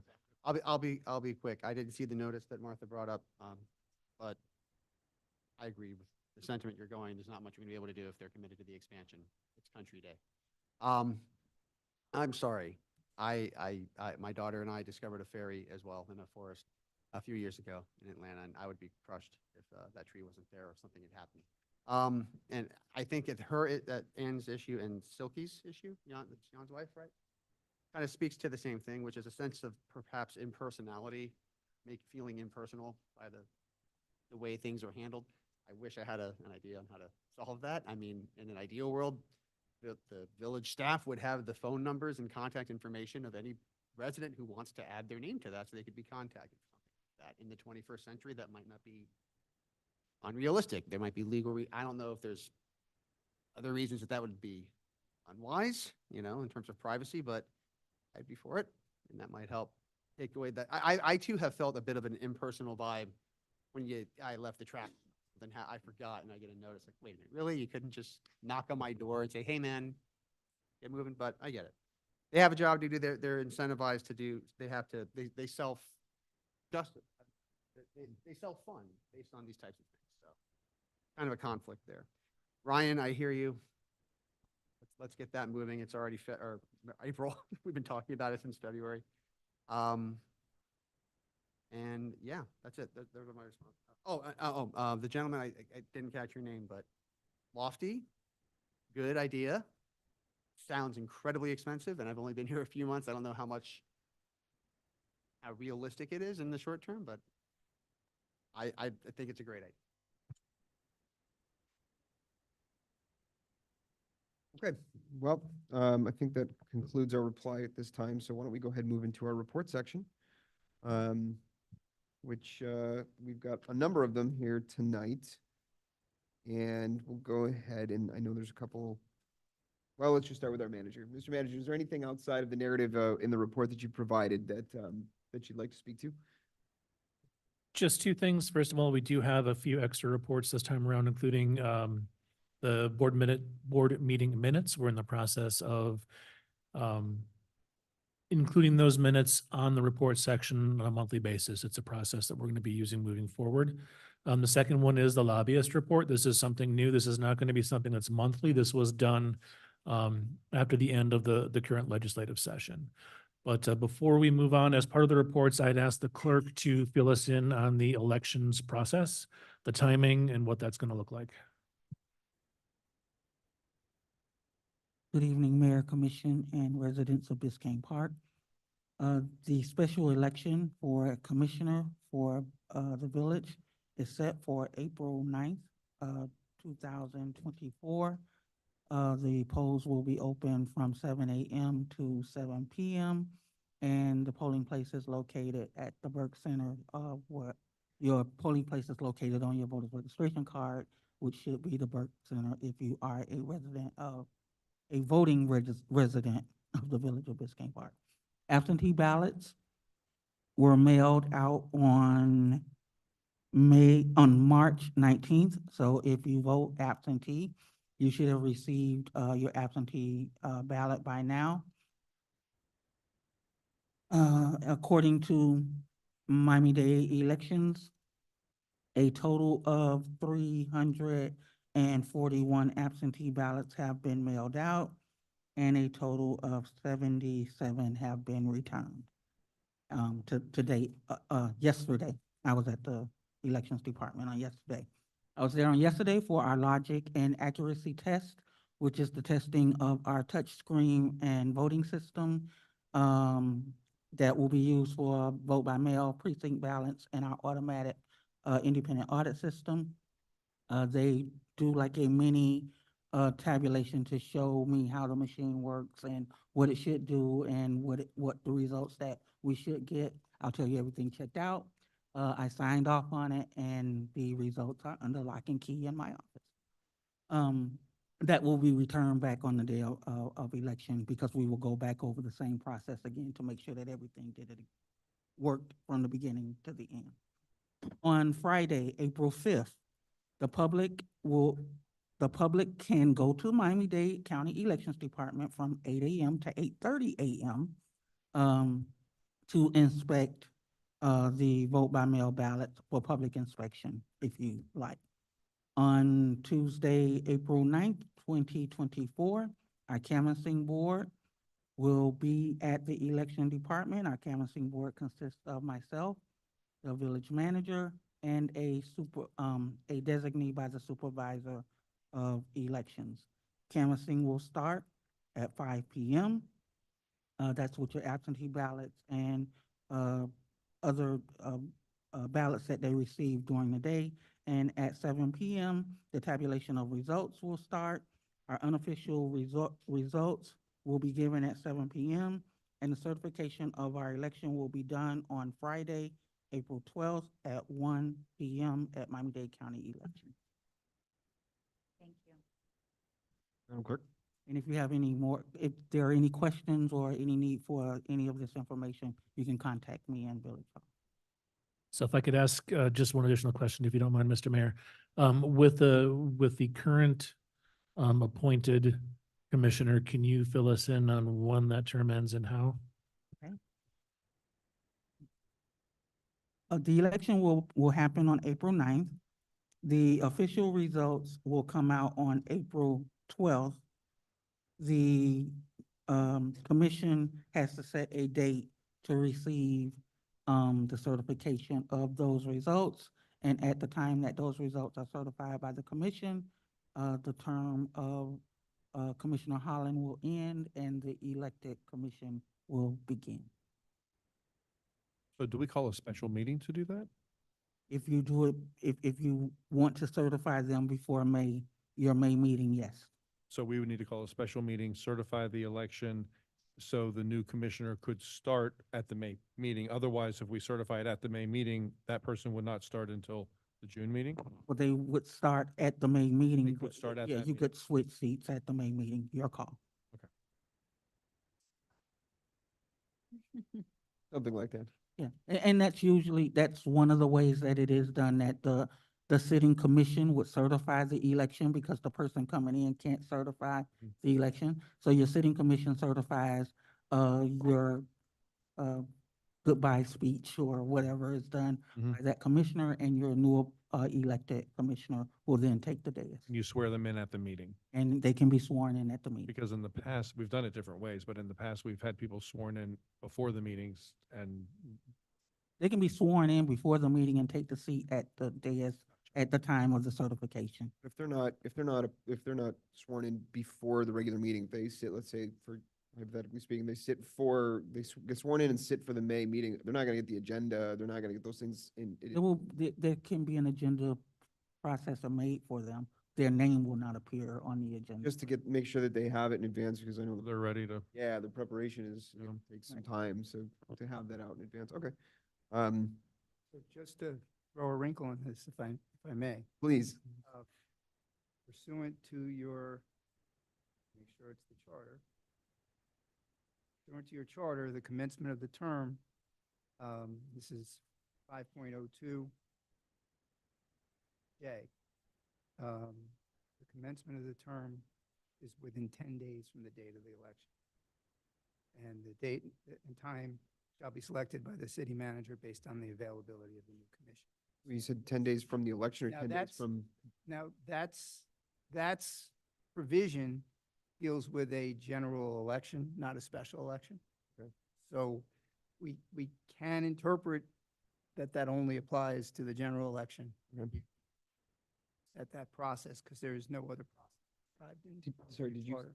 Yep, my apologies. I didn't mean to interrupt you, but did you say 10 days from the election or 10 days from the date on which those results are final? It's 10 days from the election, but that's, as I said, that's for the general election.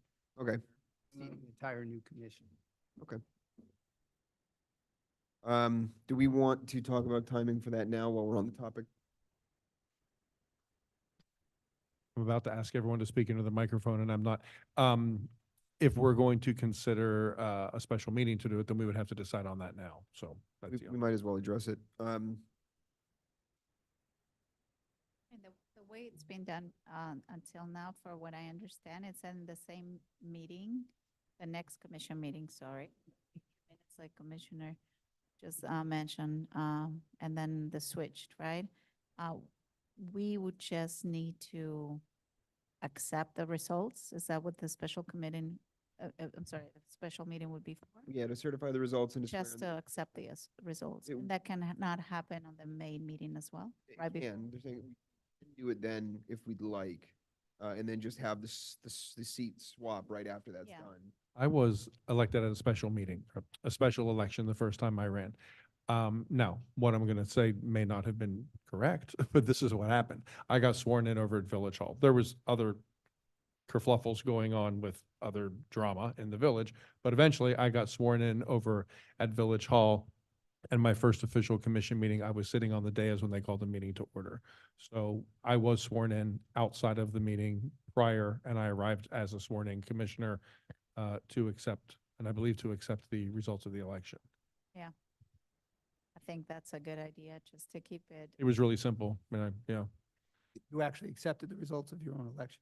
I believe so. I'd have to go back and look at the meeting, but I was definitely sworn in before the meeting. I went over to Village Hall. I got an email from the then attorney saying, get to Village Hall and get sworn in today, because there was a deadline to get me sworn in, or we were going to be in violation. And there was drama going on, and I was the one that pointed out, we're going to be in violation here if you don't get me sworn in. And they called me and said, get over here like now and get sworn in. Drama in Biscayne Park? Probably then done within the 10 days. That's the way that they were interpreting it. That's what it was. It was that 10-day period, and I had to get sworn in. All right, well, So I'm totally cool if we do it that way. If Brad says it can be done that way, is after the election, get the person sworn in and then have them come here and we, for a special agenda, we're talking about just a certifying swearing.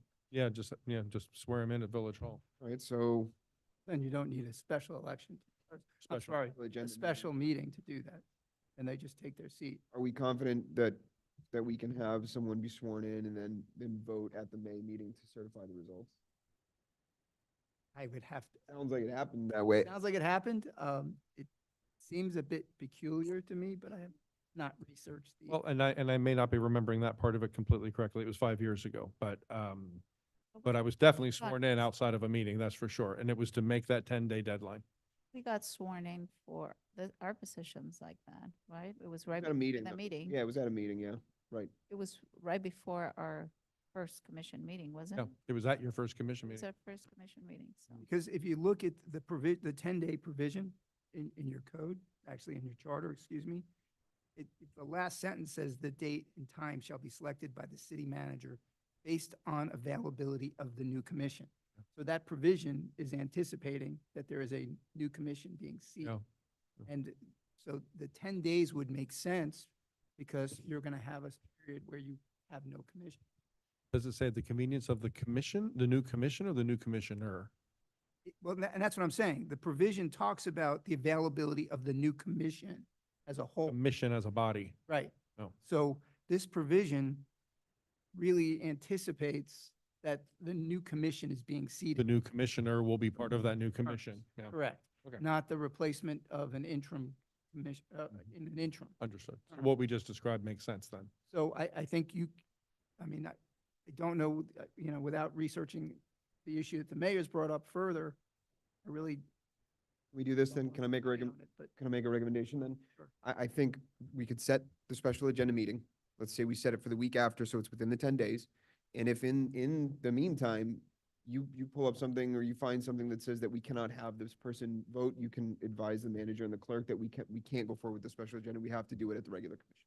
Why don't we just Cancel the special meeting? right, set it now? Yeah. And then if we find out later we can't do it, then we'll do it at the regular one in May.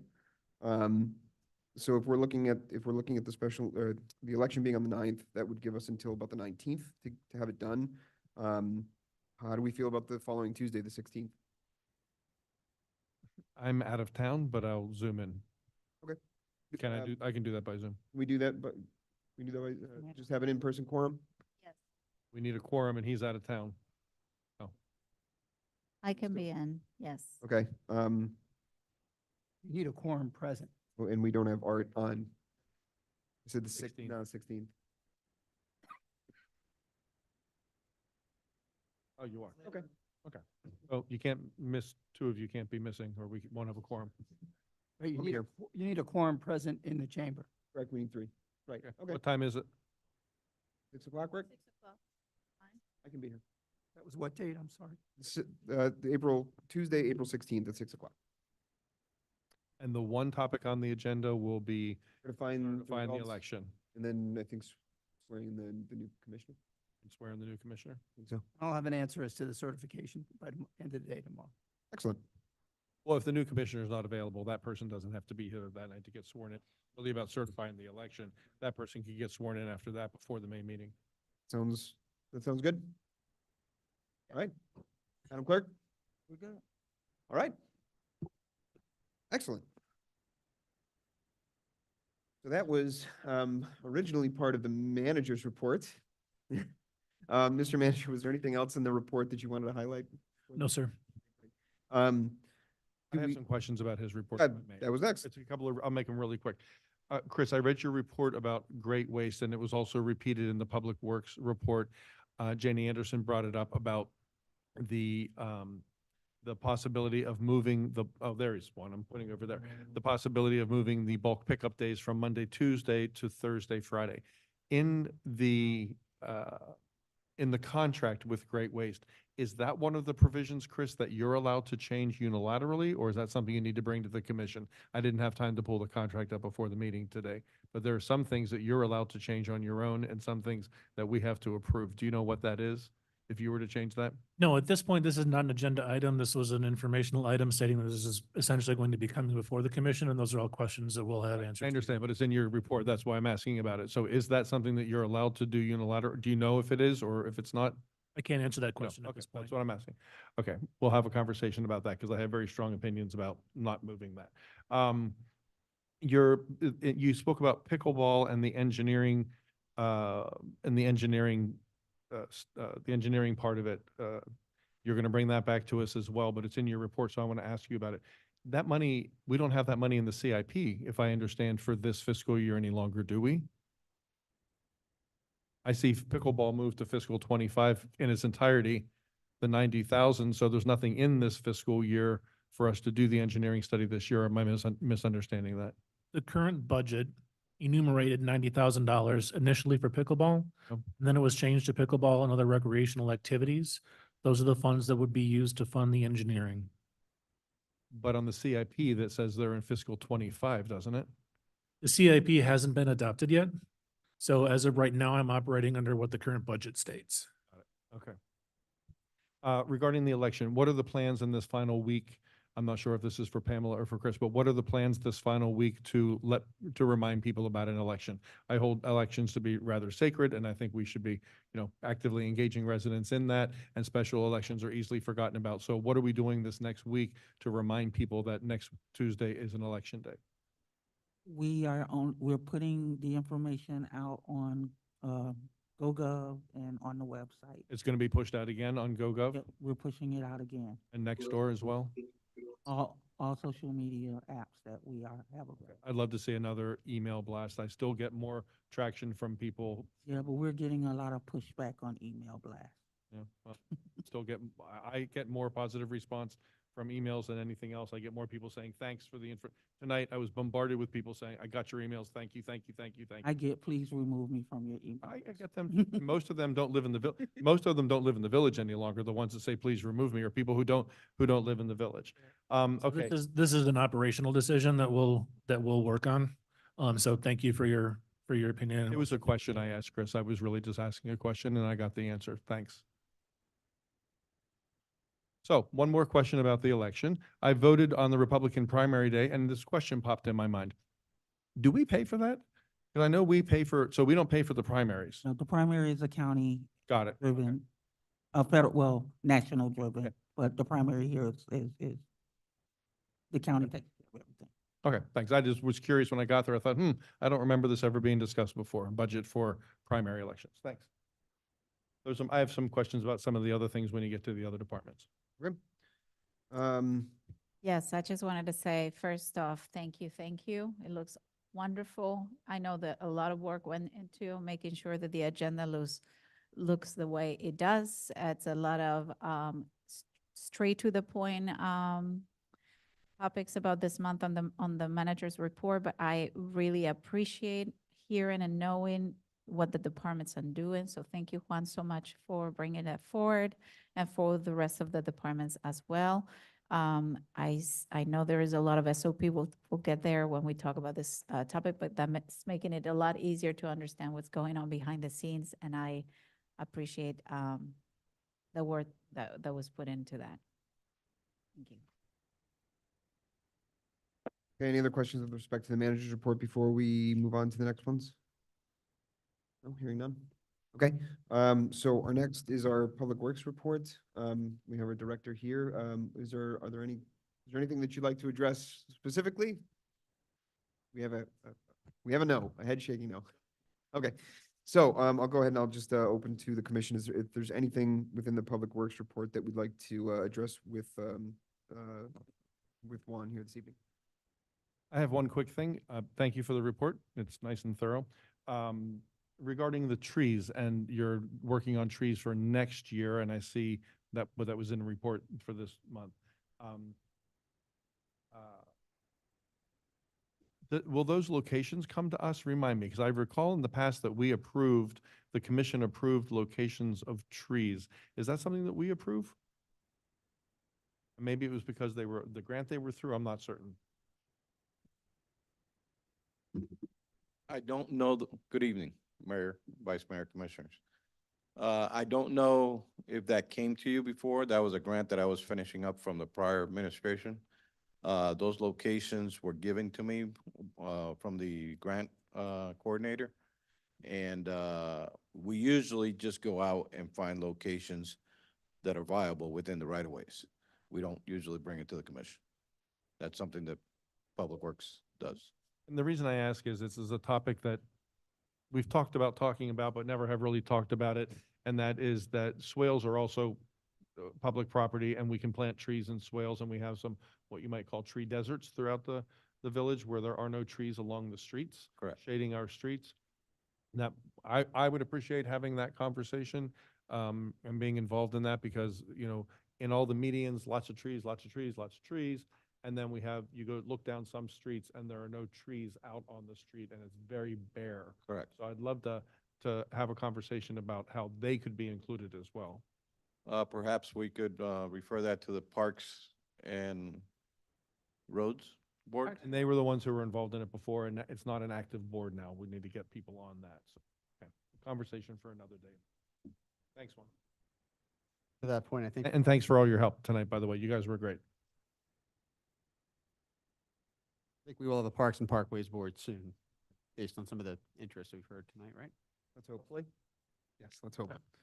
Juan, thank you. Was there anything else for the Public Works, with respect to the Public Works report?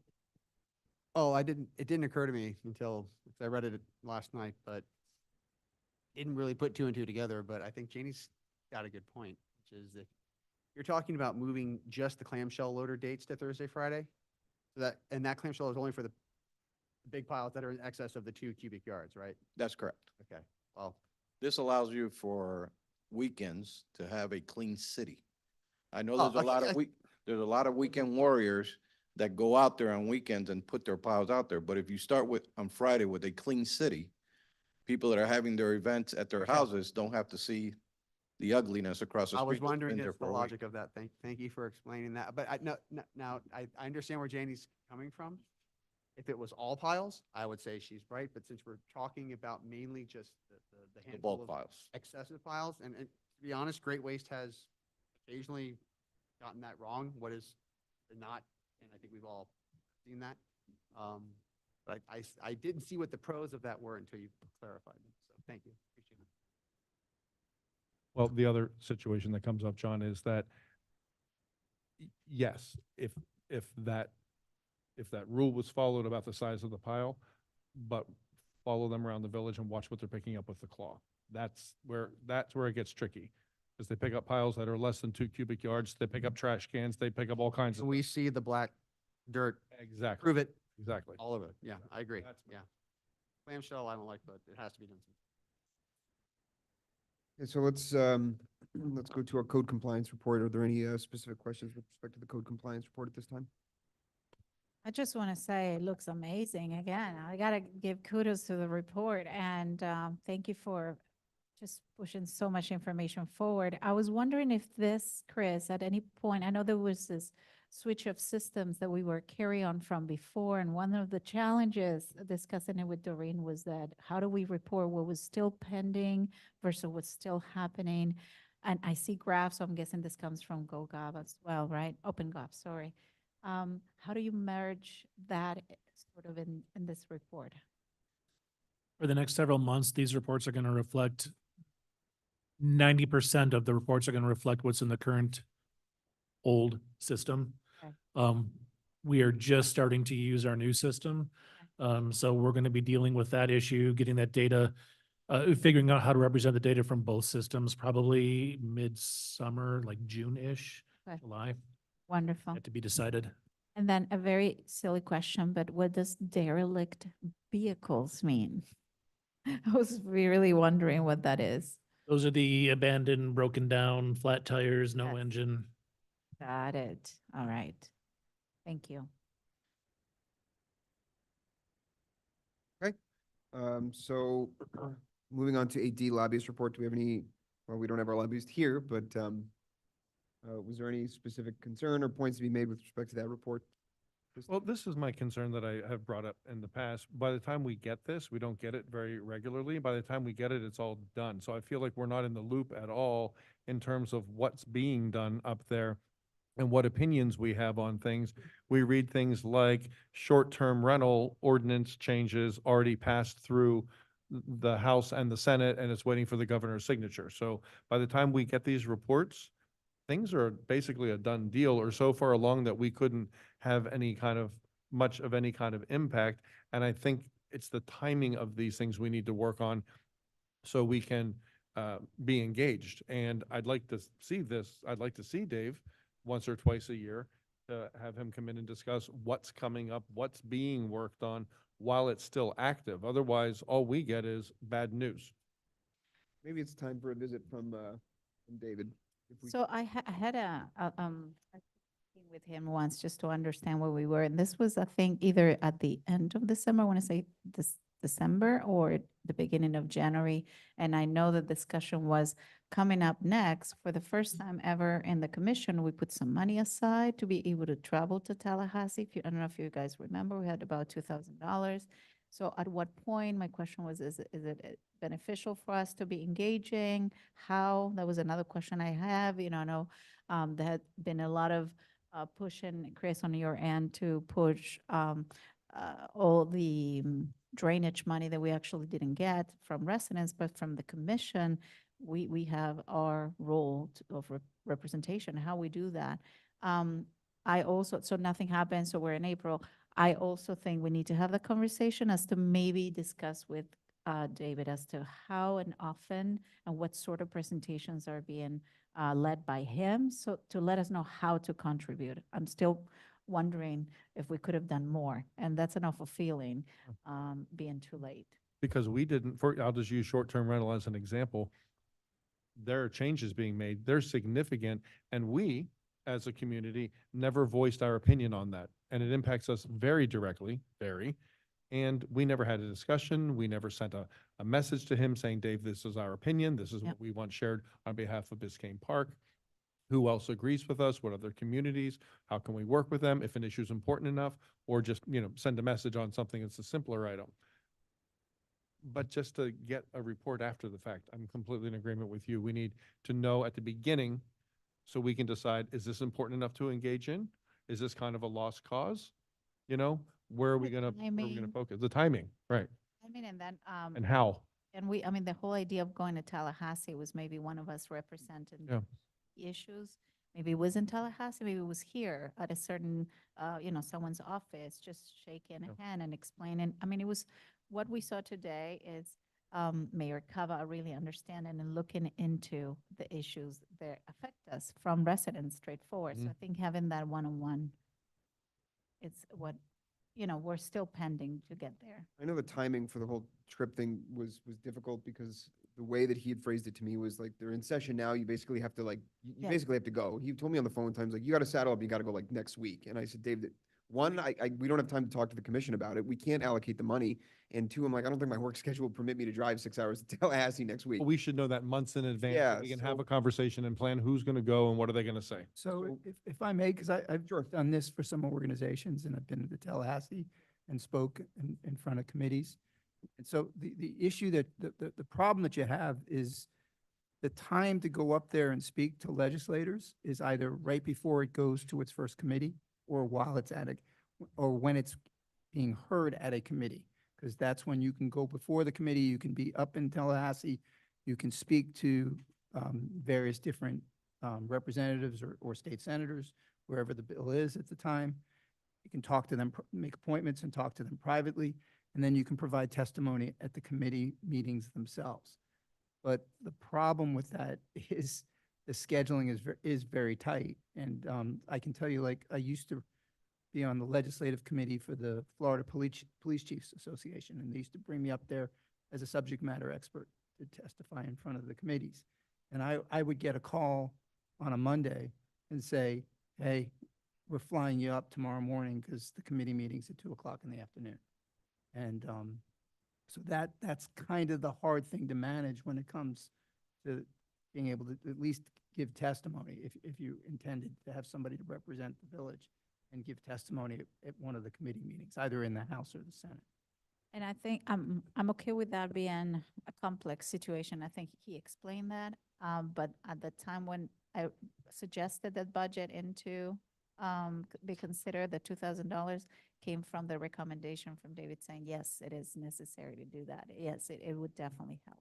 So the question still is how and when? And I think that's, Chris, maybe what we would need clarification from him. Just as a learning experience, we have that in the budget for the first time. We didn't use it this time. But how and when can we, considering all the challenges, maybe it's a different way. Maybe it's, just inviting them over to the, I don't know. There how are other it's- ways of communicating, saying, Or, me, yeah. from my experience, some of the most impactful ways of trying to influence is to either be meeting with the representatives or the state senators face to face and discuss whatever your issues are. Yes. And then at the committee meetings, you've got the entire committee of either state representatives, sorry, or state senators who are are going to consider it, discuss the issue and vote on it. Yeah. And you're able to address them as a whole, Yep. in a session, in a committee session. So maybe what we can do, Chris, if we can get in touch with David, it might be a good time to have David come here and join us for a presentation and just provide us an update, because it's been a while, I think, since David's been here, either in person or on Zoom. Not just an update, we got it, but procedures. Procedures and a future outlook, not, right, a Done future this outlook. with him before, and then we just, no follow-up was done, not you guys. Right, just what's coming up. What's Yeah. coming up and What's, basically, give us a calendar. When will we get information? When will we know topics? When will we know intent? When can we get involved, and in what way? And then we decide, we might decide some things, like I said, some things are a lost cause. Let's not throw money and time at that. Let's focus on this one instead. So Chris, if we could, after this evening's meeting, if we could reach out to David and ask that he be available maybe next, for May, to just kind of voice some of the matters here that we pointed out, that he might come and, if he's here, great. If he's on Zoom, he's got to be on Zoom, fine, but just some way that we can help forecast and maybe be a little more informed on deadlines. Yeah, absolutely. I took notes on what the commission's concerns are. I'll forward these to him and then ask for his attendance in May. Very good. Thank you. Okay, so let's try and get through the rest of these reports here. Police report, are there any specific points, or I know the chief isn't with us and we don't have, well, we do have someone here, but, the chief isn't here to talk about it. But is there anything that we want to talk about or point out with respect to the police report at this time? Well, where are we on the new traffic policing that we discussed and approved at the last meeting? That was just, we said we would approve that to run from April through the end of September. So when does that start? You have an idea of that, Chris? Did you get any information from did you get any information from the chief on that, or the deputy chief? Yeah, we are able to, they're looking at staffing right now, who is available and who would want to do that. So we're shooting for mid-April to get that going. The conversation we are going to have is where that money is going to come from in the meantime. We don't have those funds available in the budget. The CIP hasn't yet been approved, and we can't use the forfeiture money for that program as well. So we can absorb the cost short term, I should say, for a couple of weeks, maybe a month. But then we're going to have that conversation in May as to where this funding is going to come. But if we approve CIP tonight and it's in there, then you would have the money available immediately? You're not going to approve CIP until May. It's a Oh, that's right. it's a discussion item, and I'll bring a resolution based on your direction for May. Could we, Chris, if you came up with the money elsewhere, could we retroactively reimburse wherever you took it from the money that we would approve in the CIP? That's the only way this will work. Then let's get there. Okay, so let's go to Parks and Rec. Do we have anything other than all I would say about the Parks and Rec is that I know that the spring Easter egg, or the spring egg hunt event was well attended and was well done. And after speaking with Issa, I think it was 7,000 or 8,000 eggs that went in about 30 seconds. Well, they spread them out right in front. They spread them out, but there were children running around. It was quite feral, but it was great. And we had a lot of fun. And I know one of the officers, Corporal Rogers, I think, partook in the sack race with me, and I think he beat me. So it was a lot of fun. So like, thank you for the Parks and Rec and everyone for coming in and contributing to that, because it was well done. If I could add just one thing to that report, sorry, Mr. Mayor. Sure. We did have, the only incidents that we had at the park this year were 4 cases of lost or missing child. And those are resolved within a matter of minutes. That's good. Okay. Say really quickly, the Earth Hour thing was a lot of fun, very well attended, I thought. And as the only commissioner there, I was asked to speak, which was cute and ironic because I knew all four musicians by full name and was able to introduce them, professionally. And I think it's a cool thing. So if you guys didn't make it, consider coming out next time. It's acoustic music for an hour right out here, no lights, a lot of kids running around having fun. It was a good time. Yeah. Excellent. Okay, so if there's nothing else for Parks and Rec, on to finance, is there any pointers or anything we'd like to point out for the finance report at this time? No, hearing none. Oop, go ahead. Just a general question, and I think I asked this to Manager Truitt. What is the typical, I know that he said that this is something they're working on, but I mean, what is the commission's expectation in terms of coming and explaining and having a Q&A session with the finance directors? We can ask questions, or so that residents can ask questions about the finances. Because look, I'm an MBA in finance. Granted, it was a few years ago, and I'm in the pharmacy space now, so I'm not really living and breathing it every day, but I had some questions, and it might just be because I don't have a good understanding of it. Now, if I'm having questions, most people have no chance. Yes. So maybe some sort of public session, some forums to allow residents to ask questions about the financials once published. What is our expectation? What is the commission's expectation of that? It should be yearly, biannually, quarterly? Me personally, I think quarterly would be Yes. great. I agree with you. Well, we get the quarterly, what's it called, Chris? The, drawing a blank here. Oh my goodness, when we get the quarterly report where it's all been verified. There's a word, it's not verified. The audited financial statements? Yes, exactly, the audited one. And in years past, if I recall, Paul would be here for the meeting when the audited financials were on the agenda, so we could discuss them with him, and he presented it, and we had a chance to ask him questions. Expectation is quarterly. It would be quarterly. We haven't seen it that way quarterly. And I have not. think to your point, there is a difference between the report we get as commissioners and a discussion we had during budget season was also the understanding, like a presentation per se of what is expected per department versus all the numbers that you just read. And I think now that we have a specific fund for CIP, that is going to clearly state what the projects are, then something, he does a presentation as to every dollar, how much goes per department. I mean, there is sort of an intro, but I think it will be very beneficial to have more, Right. to your point, quarterly and in mundane terms, if you will, that is not just a report that's 50-page long numbers, you know. Maybe it would be a good time, Chris, to reach out to Paul to say, it would be nice to get an update from him. Yeah, but I think it should just be kind of it should be we shouldn't have to ask to have Paul come in. It should be he should be here at those meetings when we're looking at the numbers. Unless it's contracted differently, which I wouldn't expect. It used to be. Okay. That's something that, along with reaching out to David to maybe get an update from him, from the commission, could we talk to Paul about maybe answering some questions with respect to that, if we can get him here? Absolutely. What is the decision on frequency? Quarterly. Quarterly with the audited financials, because if they're not audited, I mean, audited means they're all closed out and everything's been sliced and diced, and that's when we should look at that. If there's anything different from that's the way that it's contracted, then certainly we'd want to know, but I think that would be the expectation. And if you can include, even if it's 5 slides, just to explain the overall, so we can kind of share with residents instead of the full 50-page report. I'm just exaggerating. I don't know how many pages. I'll reach out. Thank you. Okay. Okay, so the last one that we have listed, I know there are 2 others though that I wanted to bring up, but the last one we have listed here is board meeting minutes. Do we have any specific concerns or points to bring up with respect to the board meeting minutes? No, hearing none. Okay. So there are 2 other reports that we don't have listed that we do traditionally. I'm sorry.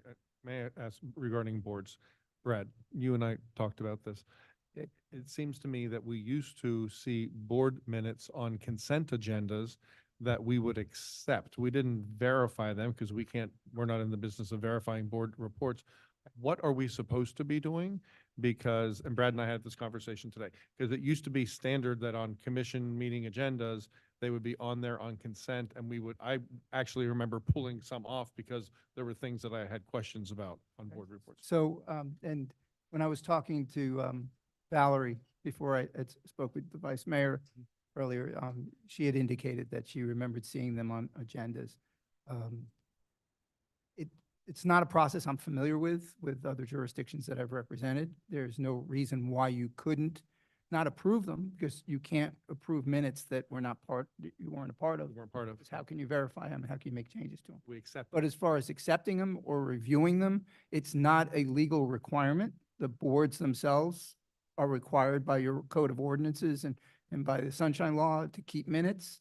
Secretary is supposed to keep the minutes. They're supposed to be approved subsequent, in the subsequent next subsequent meeting.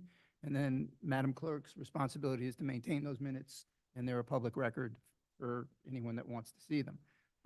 If it's the commission's desire to have them on an agenda for some type of a review, there's nothing that would prevent that from happening.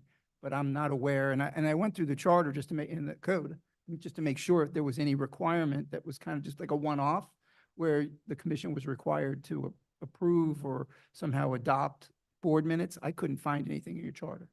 It's curious because we did it for a long time. You know, Yeah, I mean, before I was a commissioner, I remember them being on the agenda. It may very well have been the desire of a commission to have that done. And again, there's no reason why you can't do that if you want to do it, but it would just be acceptance. I guess acceptance is okay, review. You just shouldn't be approving them because you can't.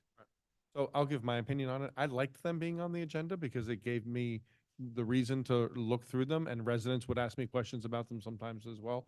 I like having them on the agenda. So if the village is receiving them and can drop them on consent under one heading, like, board meeting minutes, acceptance of meeting minutes, I like them on there because I do read through them, and I don't want to have to ask for board meeting minutes all the time. You can continue to do them the way they're presented now and just have them on reports, and you can discuss them as I mean, it's really how procedurally you want to do it. I think consent, I would think that consent is approving something. I don't know if these would fall under consent because we're not Well, necessarily. if you're accepting them, not that there's a legal requirement to accept them, but if you're going to formally accept them, I guess you'd have to do that by resolution. How if I recall it, I mean, we could look back at any agenda a year ago when they were on there, they were on consent. Yeah, but now that he's bringing this information to us, I mean, put them here just so they're there and they're on the backup.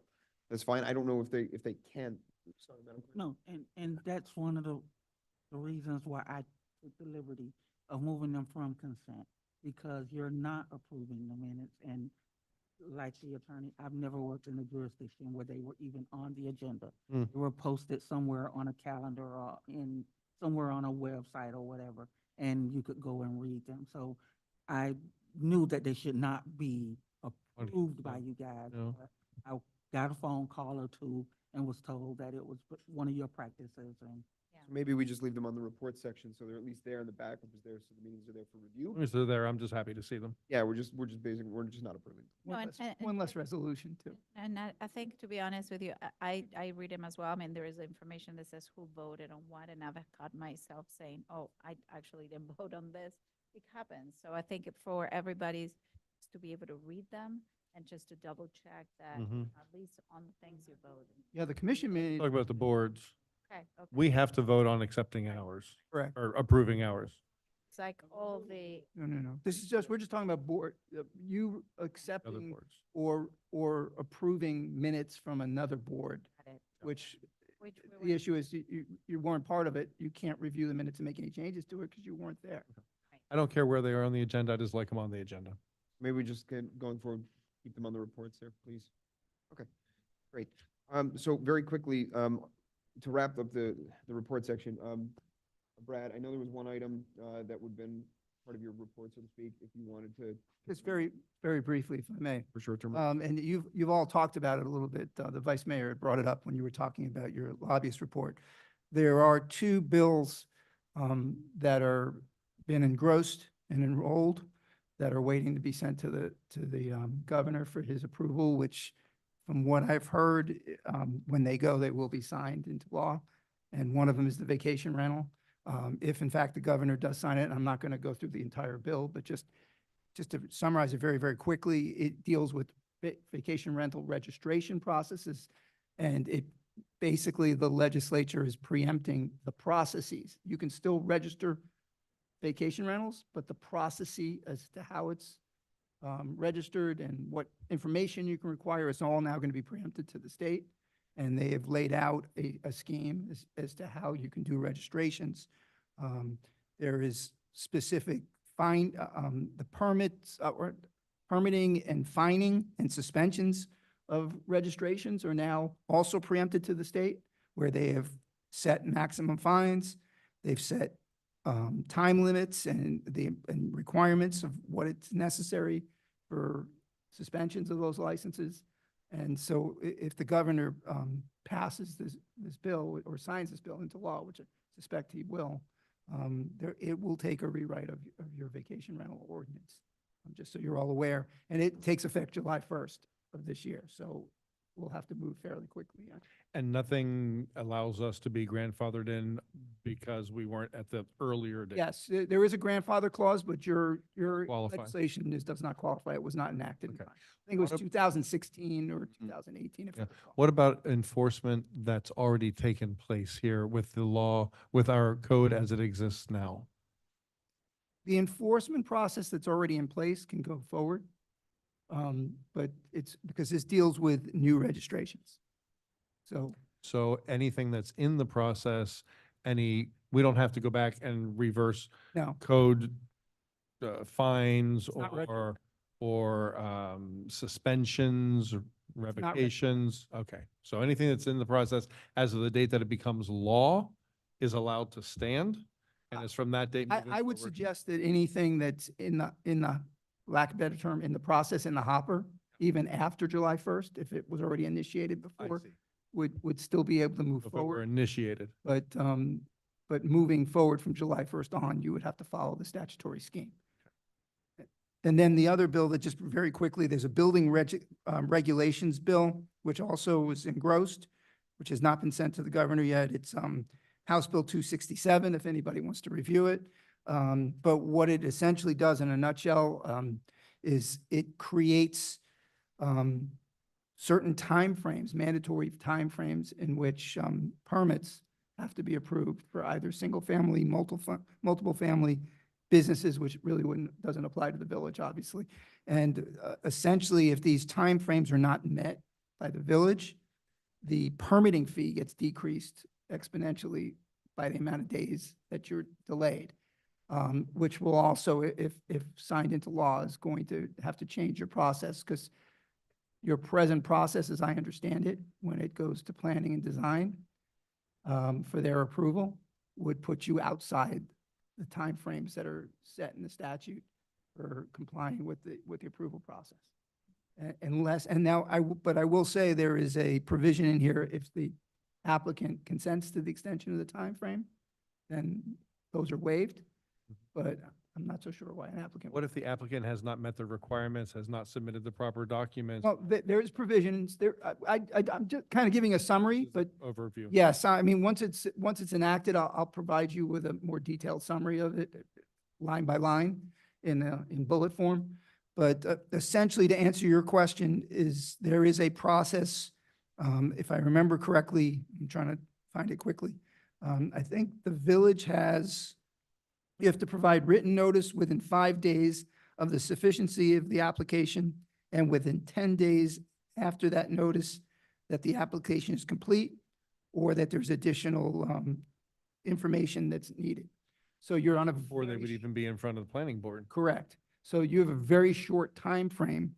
And just to give you an example, for a single-family residence that is under 7,500 square feet, it has to be approved within 30 days. So that's not going to give time for, well, it would be, I shouldn't say it's not going to give time. They meet twice a month, but it'll be very close.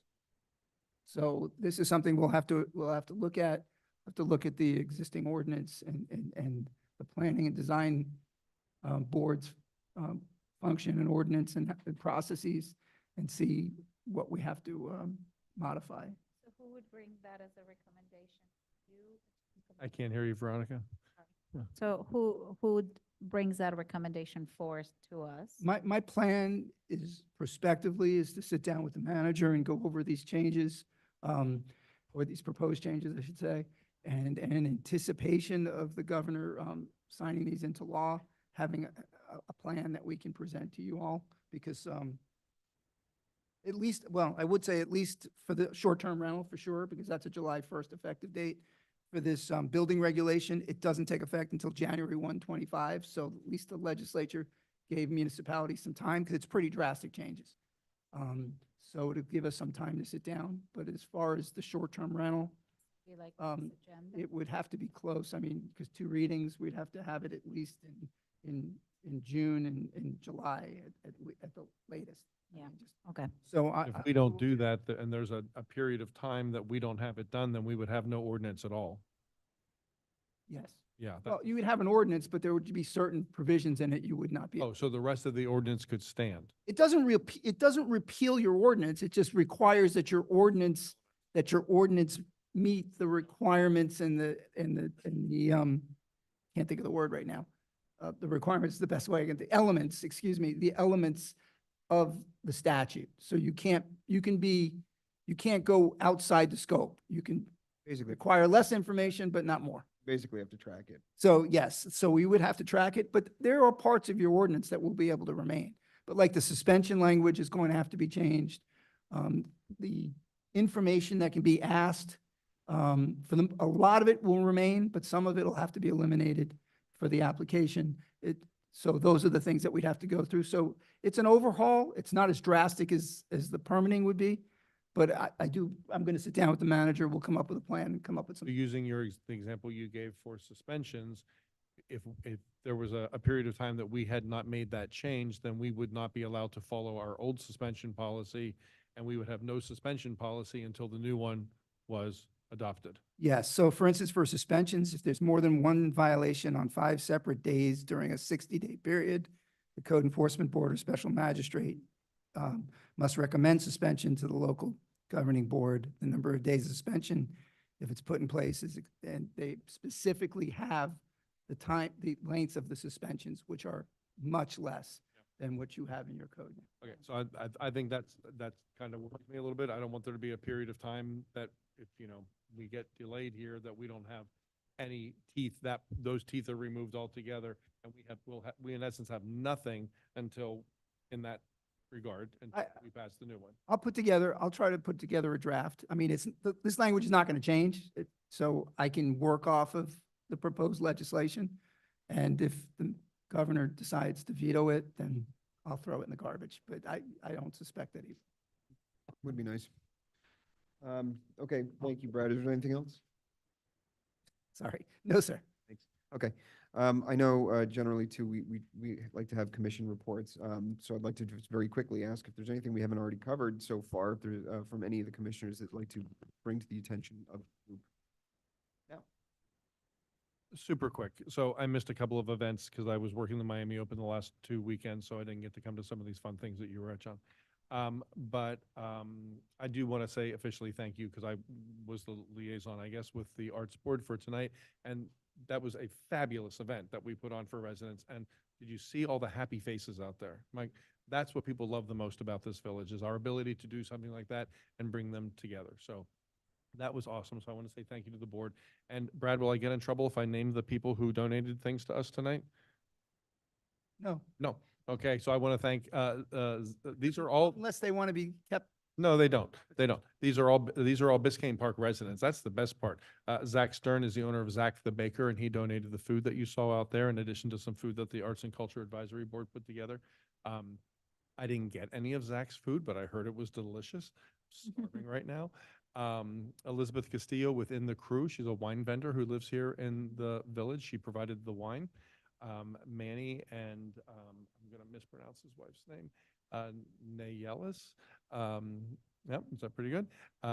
From Sweet Havana Cafe down in Wynwood. They provided the coffee bar, which was awesome. He was even decorating the foam. It's like a real deal out there. Apostolo Jazz trio was out there entertaining us. That's Nicole Payne, the chair of the Arts Board.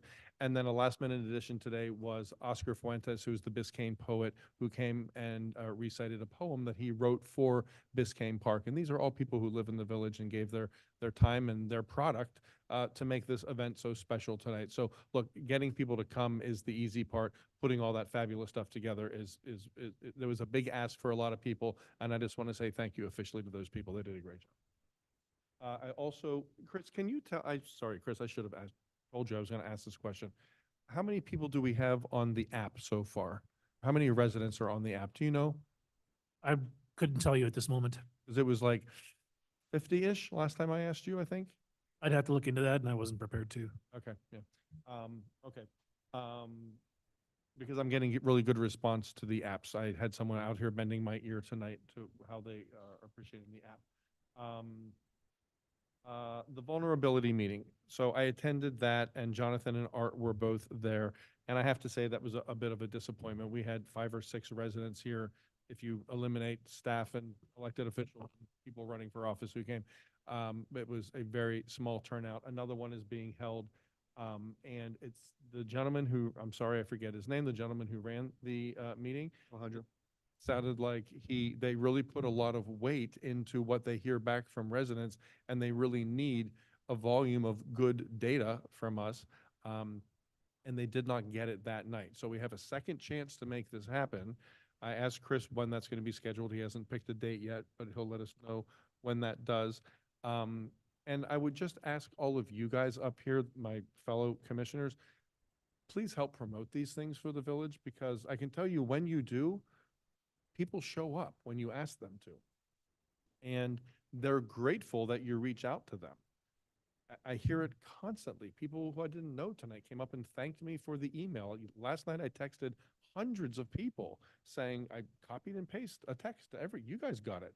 And I sent that to everybody in my phone, and I have several hundred residents in my phone.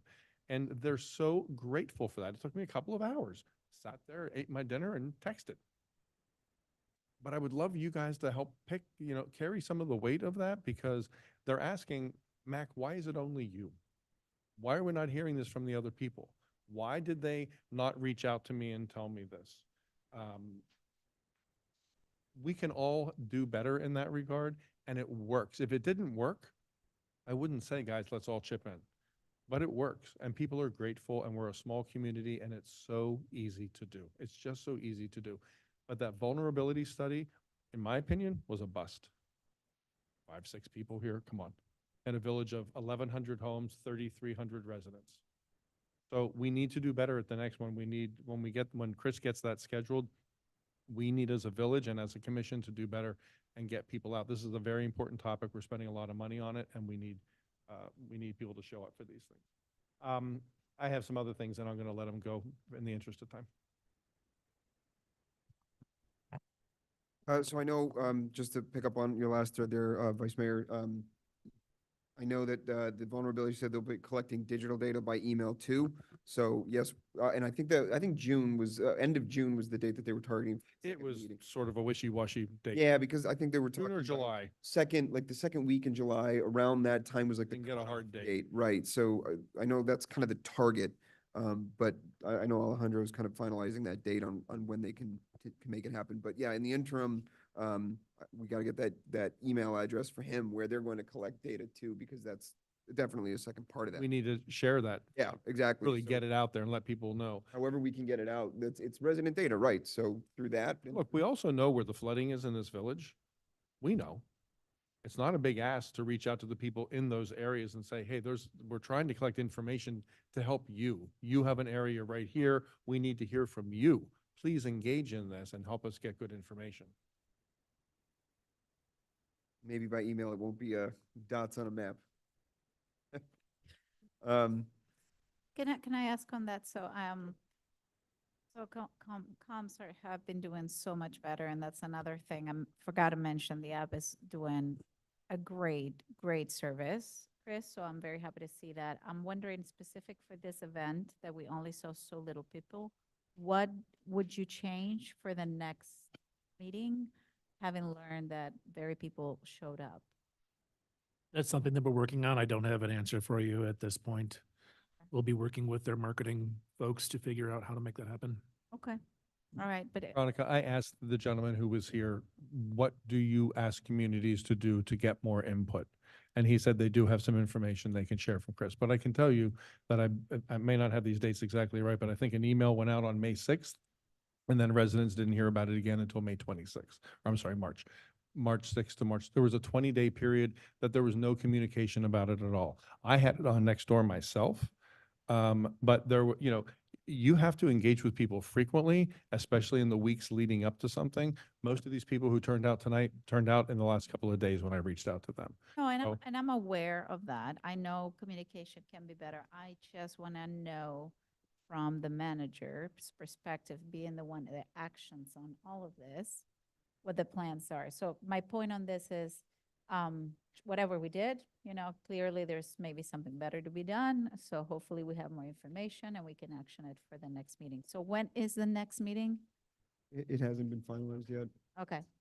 Yeah, we have a steering committee meeting next week, and we'll be finalizing the date of the next public input meeting. Thank you.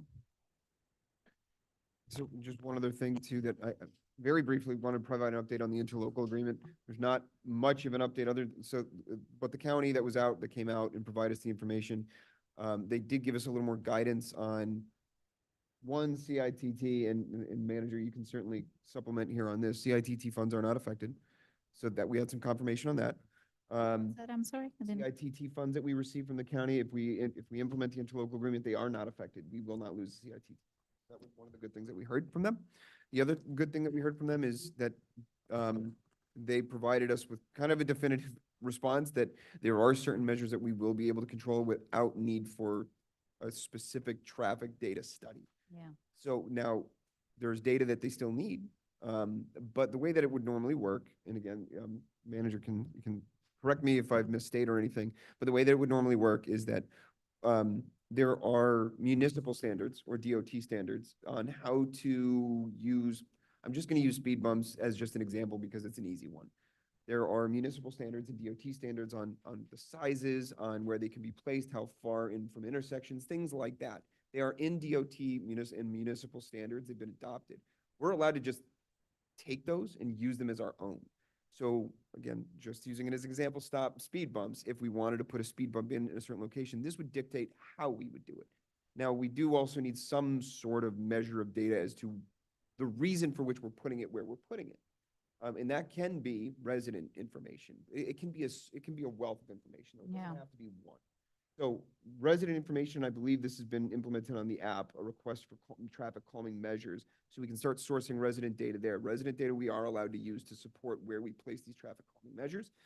When they were out here, when the county was out here, there was a notice that that some of the traffic counts up, some of the black ropes that they put out and they count cars. And get volume and everything. They said they have some of that data, and they said they'll just give it to us in email. We can use that. We can use resident data. We can use the police data. We can kind of source all of these kind of internal things to use as a reason that we are putting certain measures in certain places. Now, of course, the traffic data is going to be the gold standard, and we still need to do that because there are still certain things that we can't do without the traffic data. So we still want to do that. We still want to move forward with that. That's still an important part of this. But they did say there are things that we can do without it. There's a process, and that is in place in our draft. We sent it to the county. Brad sent his version to the county. They came back with one item we had to remove. I don't remember what it was exactly. Guys, I can't hear you. I'm sorry. I can't figure out what it was called, but it's like the what? It was this specific measure. Yeah, it's when you make your road snake, basically. So one of the measures that you can use to implement for traffic calming, they said that that wouldn't be applicable or that it would fall under traffic, the higher restrictions such that it wouldn't be part of traffic calming, I think. You would need actual traffic engineering studies done, and it wasn't something, we were trying to be all-inclusive just in case. So they asked us to remove it. We removed it. It probably was not something that the village. Probably wouldn't have used it anyway, but we struck it to make, to kind of appease is probably the wrong word, but to do as they asked.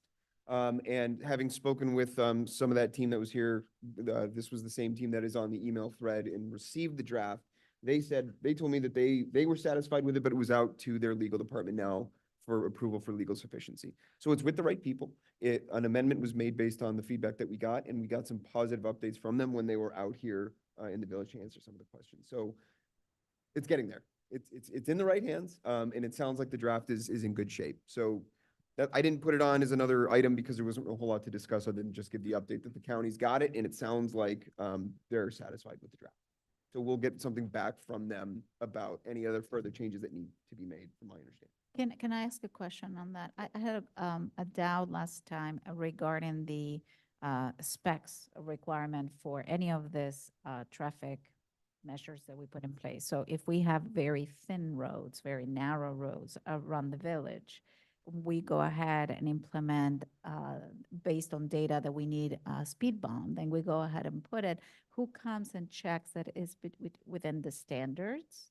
And it's a The village's responsibility, so it would be. Okay, so it's not the county to say, well, this is too narrow, now you could have, you have to still go through me. Even if the decision was that the village wanted to put it there, Yes, as the mayor indicated, as long as the installation complies with DOT guidelines, so they take into fact the types of roadways, the width of the roadway, all those things are taken into effect.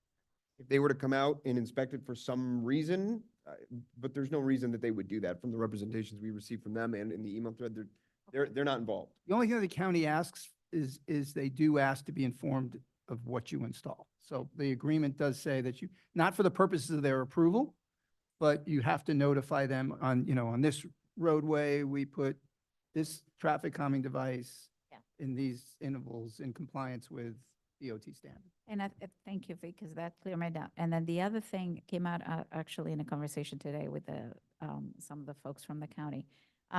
Maintenance is a concern. So a lot of that was, are you sure you want to take on this, right? Because at the end of the day, we're going to have to pay it from our budget, not only to put it on, but to keep maintenance of it. And so a question maybe to Chris, is there a way we can get some sort of a sense of what are the costs for any of this in the future to consider? Maybe I'm going maybe way too ahead of a game here, but that's part of the conversation that we have to have at some point is once we have in place what the ILA allows us to do, well, this is where you take it on, right? These are the costs for these measures, but as well, these are the average costs for maintaining them long-term. That's information we can get. It's going to depend specifically on the type of traffic calming device. So using the example of a speed bump, there are rubber speed bumps. We can cut the road and drop in asphalt. We can do concrete. We can do speed tables versus speed bumps. Those types of maintenance costs would be known prior to the commission deciding to spend the money on that particular. So correct me if I'm wrong, Director Penna, but that's kind of the process. Once we decide what to do and where to do it, then we take a look at the how, the what, and what the long-term costs are going to be. I'm sure. I mean, it makes sense. I mean, that's what. So we can have that conversation each time something comes up. Does everything come to us for approval on this? Or once we approve like speed bumps, do you and Juan decide that on your own? Or does everything have to come to us? The agreement says, the agreement puts the whole operational process in the on the manager. So I guess you all could put whatever limitations you want on that, but the agreement, the way the county the county's template was that the village manager would be the decision maker. But we could, when we look at it, we could address that.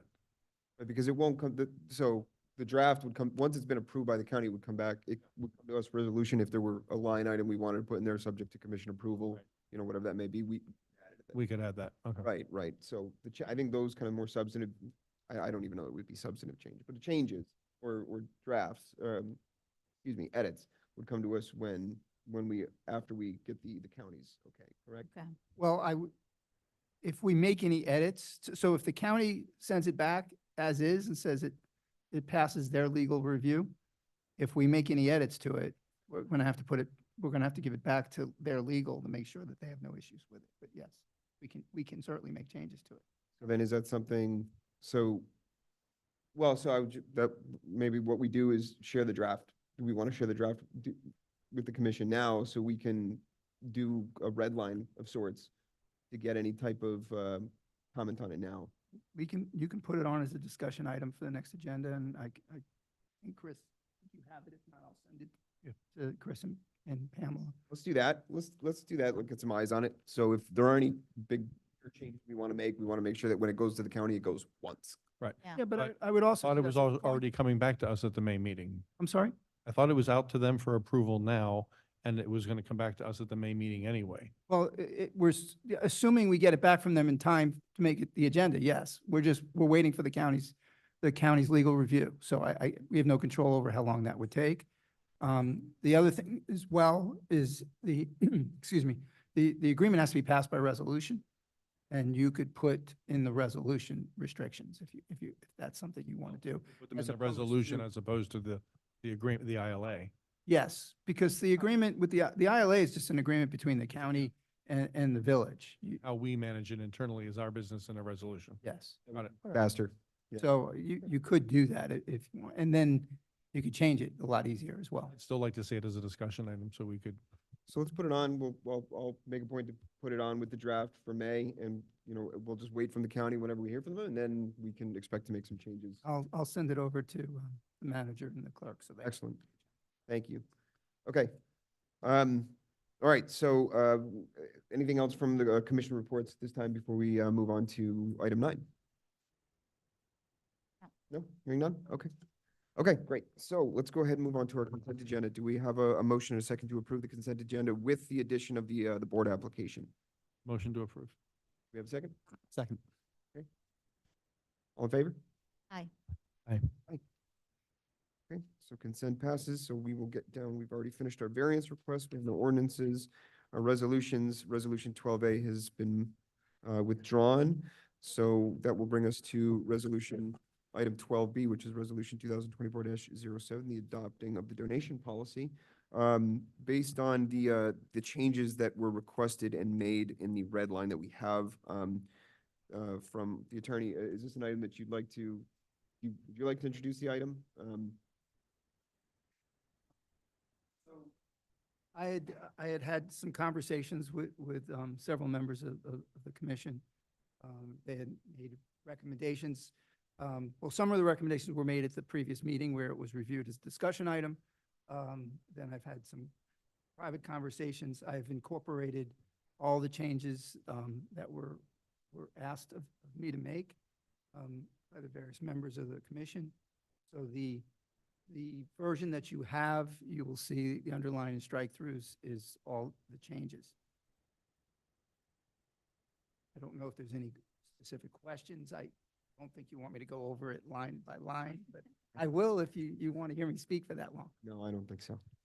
I'm offended. Okay. And I think as part of the agreement, you have the previous one and the. Yeah, the original draft. So that you could all look at. It took a few versions to get the underline and strike through so everybody could open them. But Perfect. haven't done. Okay. But there are some, I should, actually, one thing, there is a couple of questions that you all have to answer before you approve. Sorry, I just realized that, with regards to thresholds. So one of the issues, and it's not on that version, but is one of the issues is the threshold, the total amount that you want to give the manager discretion. In speaking with the manager when we were drafting this, we came up with $100,000. But that's obviously within your discretion as to whatever threshold you're comfortable with. So, and just so that's clear, and that's in section 4B of the policy. Anything over, right now, the way the policy reads, anything over $100,000 would have to come to the commission for an approval. The manager couldn't even conditionally accept.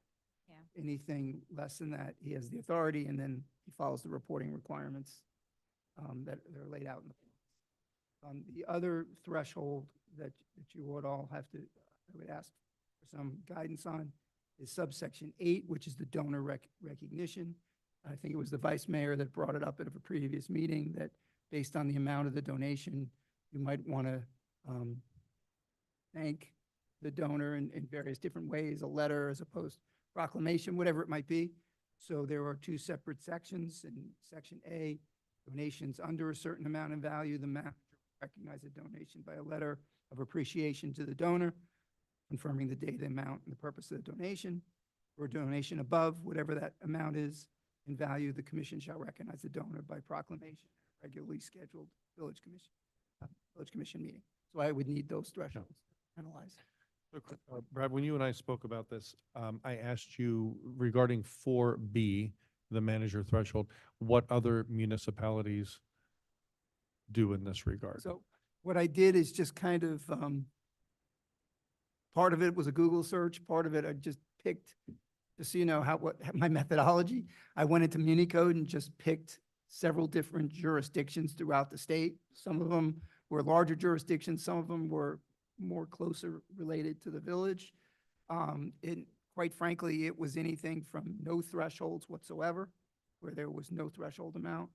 I saw some for 5,000, seen 25,000, and I've seen, I think the most I saw for a smaller jurisdiction was 75,000. But they were kind of all over the place. I probably looked at about 20 different jurisdictions. Was anyone as high as 100,000? I don't remember if I saw, I think there was, but I think it was, if I remember correctly, and unfortunately, I meant to bring it and I left it on my desk, but it's, I think it was a county up in the middle part of the state that had like 150,000 or 125,000. It was not a local municipality. Okay. So are we going to discuss that? Yeah, so very quickly, maybe on that point to get a little bit of guidance. Chris, when we brought the item to us, this was, I think it was in reaction, so to speak, to the donation of the vehicles from the Miccosukee tribe. Correct. What was the approximate value of the donation that was of the acceptance of those vehicles? Was there approximate value, or was any idea of how much was being accepted? It's approximately based on what we would anticipate something getting at auction, somewhere between 60 and 75,000. Okay. Is that some of the stuff that was listed here for sale? No, was that different stuff? What's your question? Sorry, I'm getting a little Oh. fuzzy-headed here. The other item where we're selling off stuff, the auctions. Exhibit A in the surplus Yeah. auction resolution. Was with some of that, Suzuki those, equipment. yeah, that was that stuff. Okay. So the $100,000 was just based loosely on that. We can set it at 5,000, we can set it at 500,000. It's whatever the commission is comfortable with. I have no specific input on that. I think historically, and I don't know if you have, historical data on donations for the village, anybody, but this was a big one. The Miccosukee one, I think it's the biggest I've heard at least. And it was in the realm of $75,000 or so. Okay. So I think at least the data that we have might suggest that it might be a little below that threshold that we have listed at 100. I'm just trying to think, it's one thing to look at the situation that we live in right now, and I'm always trying to sort of project ahead in the future, different people involved, different commissioners, different manager, like how could something kind of go weird on us? And I can't sort of figure out what it would be here, but it just seems like a lot of money, especially after Brad said other ones have like $5,000, $10,000, so. But I also don't want to slow Chris, I don't want to slow Chris down from accepting donations. It was a random sampling. Yeah, I get it. Methodology and the I sampling. understand. It's because of the access that I get to those policies. And just to reiterate, the policy does have a review process for the commission, so that the manager does have to bring it back at the next commission meeting for you all, not necessarily to formally accept it, but you have the ability to say no or yes if the manager had rejected. Can I ask Chris, I think the next donation that we're looking towards is the Palm Beach donation. Correct. Do you have a general understanding of how much what the value of that donation is going to be? Not at this point. I'm going to guess that it's probably going to be between 75 and 100, just based on what we've seen so far. But there are so many variables in that. That's just a guess. And you got to figure those vehicles are $25,000, $30,000. Even if got a lot of miles on them with the equipment there. And Chris, when you find out about this, how fast do they expect an answer from you? Do they say we need to know this week? We need to know in the next 30 days? Typically, what are they asking you for when the offer is made? Generally speaking, they want to take action within a week or two. Because exactly, they want them, like we had with the Mikusuki, we were going to take a couple of them and they said, no, take them all as long as you get them out of here by the end of the week. Generally, they're replacing fleet when it Yeah, comes to I get that, it. so they don't have the space. Look, given that we have a review process, I'd say just keep it. I was kind of thinking the same I thing. just don't want Chris to not be able to accept something that's of enormous value to us. It's not to the people giving it away, but it is to us. It seems like a high number, but any one of us can put it on an agenda. Okay. But what happens if, and I should know, I read this enough times. What happens if Chris accepts it? They say, Chris, come get it by the end of the week. He goes and gets it. He notifies us, we put it on an agenda and we discuss it and say, you know what, we're not comfortable with that, but he's already accepted it, then what? Well, he's gonna have to return it. I mean, obviously, that could present a problem if they don't want it back. I get that. You could declare it surplus and dispose of it. Really similar to what you're doing with the Mikusuki vehicles. Okay. I'm fine keeping it 100. I'm comfortable with that.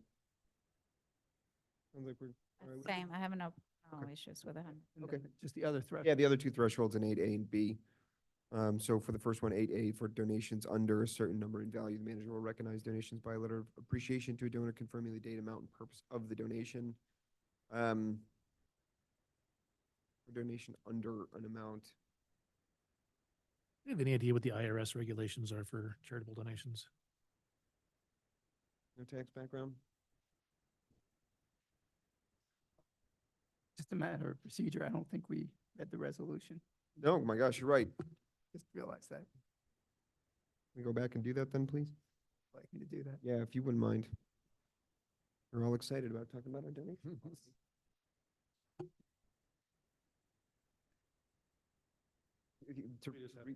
Yeah, to read the resolution and then motion and second to move to discussion. Resolution number 2024-07, resolution of the Village Commission of the Village of Biscayne Park, adopting a donation and sponsorship policy, providing for severability, providing for conflict, and providing for an effective date. Motion to approve. Okay, we have a second? Second. Okay, so let's move to, These other amounts. so, You got to start all over. no, we didn't. I'm joking. Motion to adopt the discussion that we had prior to.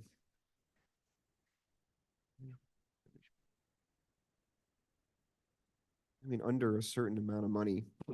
So Brad, for example, tonight we had this event, would those those are donations? The vendors donated their goods. Those are donations, right? Yes. Yeah, so they would, at a certain threshold, these folks, if we had this policy in place now, well, first Chris would have to have accepted them, but, I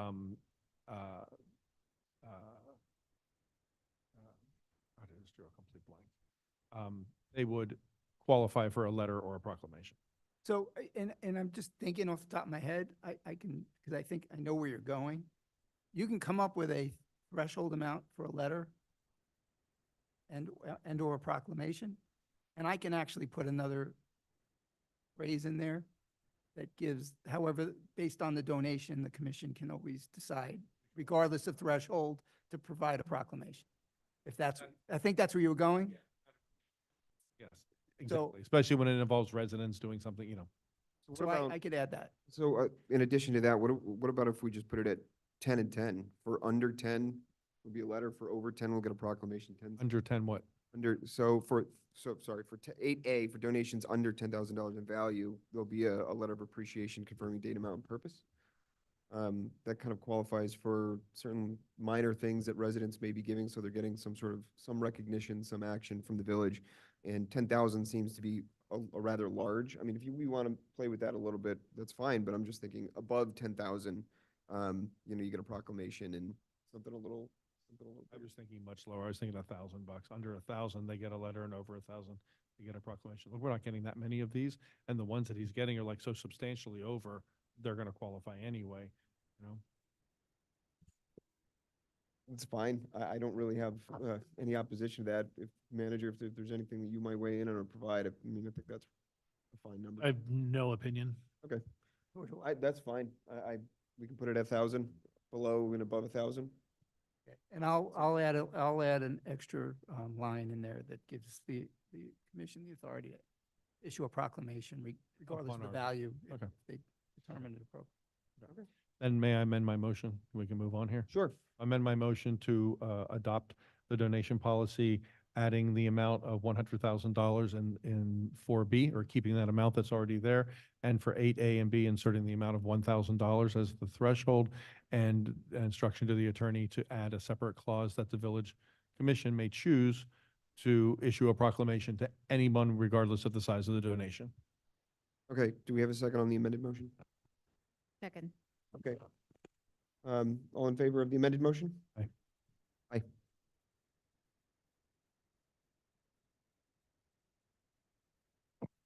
Okay, all set with that one? All right, let's go ahead and move on. That takes care of 12B. Let's go ahead and move on to 12C. Resolution 2024-11. Mr. Attorney, would you read the resolution for us? Yes. A resolution of the Village Commission of the Village of Biscayne Park, Florida, approving a project agreement with R.E. Chisholm Architects, Inc. for architectural and engineering services related to the design of an electrical panel and the selection of an emergency generator to be installed at Village Hall, Police Station, in an amount not to exceed $31,500, authorizing the mayor to execute said agreement, authorizing the manager to do all things necessary to effectuate the resolution, providing for an effective date. Okay, thank you. Do I have a motion and a second to move to discussion? Okay, second? Motion to approve. Second. Okay, so let's go ahead and move to discussion on it. Sorry? Oh, Vice Mayor and Commissioner Hall.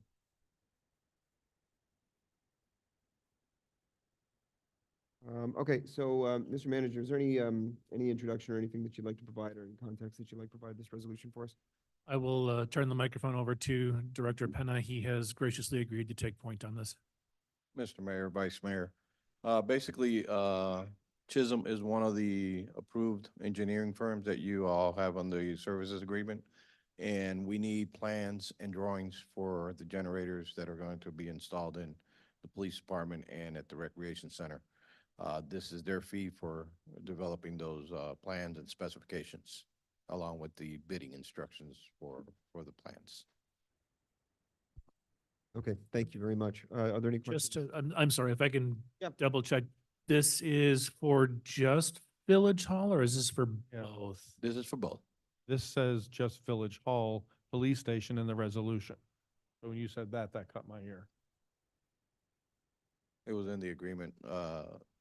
I know Mr. Weiss redid their agreement, but if you go down to the portion of the agreement that they submitted,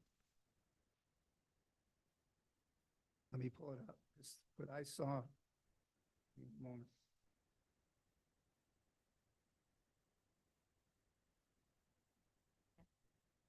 This says Village Hall and Police Station everywhere that I read. Proposal said Village Hall and Police Station. that's correct. They already have a proposal for the, Oh, Parks is in work from the electrical Correct. panel project. Okay, sorry. that's part of the electrical panel work that they're doing for the rec center. That's already under a separate agreement. This is because we added Village Hall and This is just for here. that's correct. This We is didn't just- have them included in the generator. Correct. Okay. Thank you, sir. This agreement is just for Village Hall and Police. I'm sorry, I couldn't hear you. I said this agreement that the commission's proving is just for the Village Hall and Police Department. That's correct. Okay, thank you.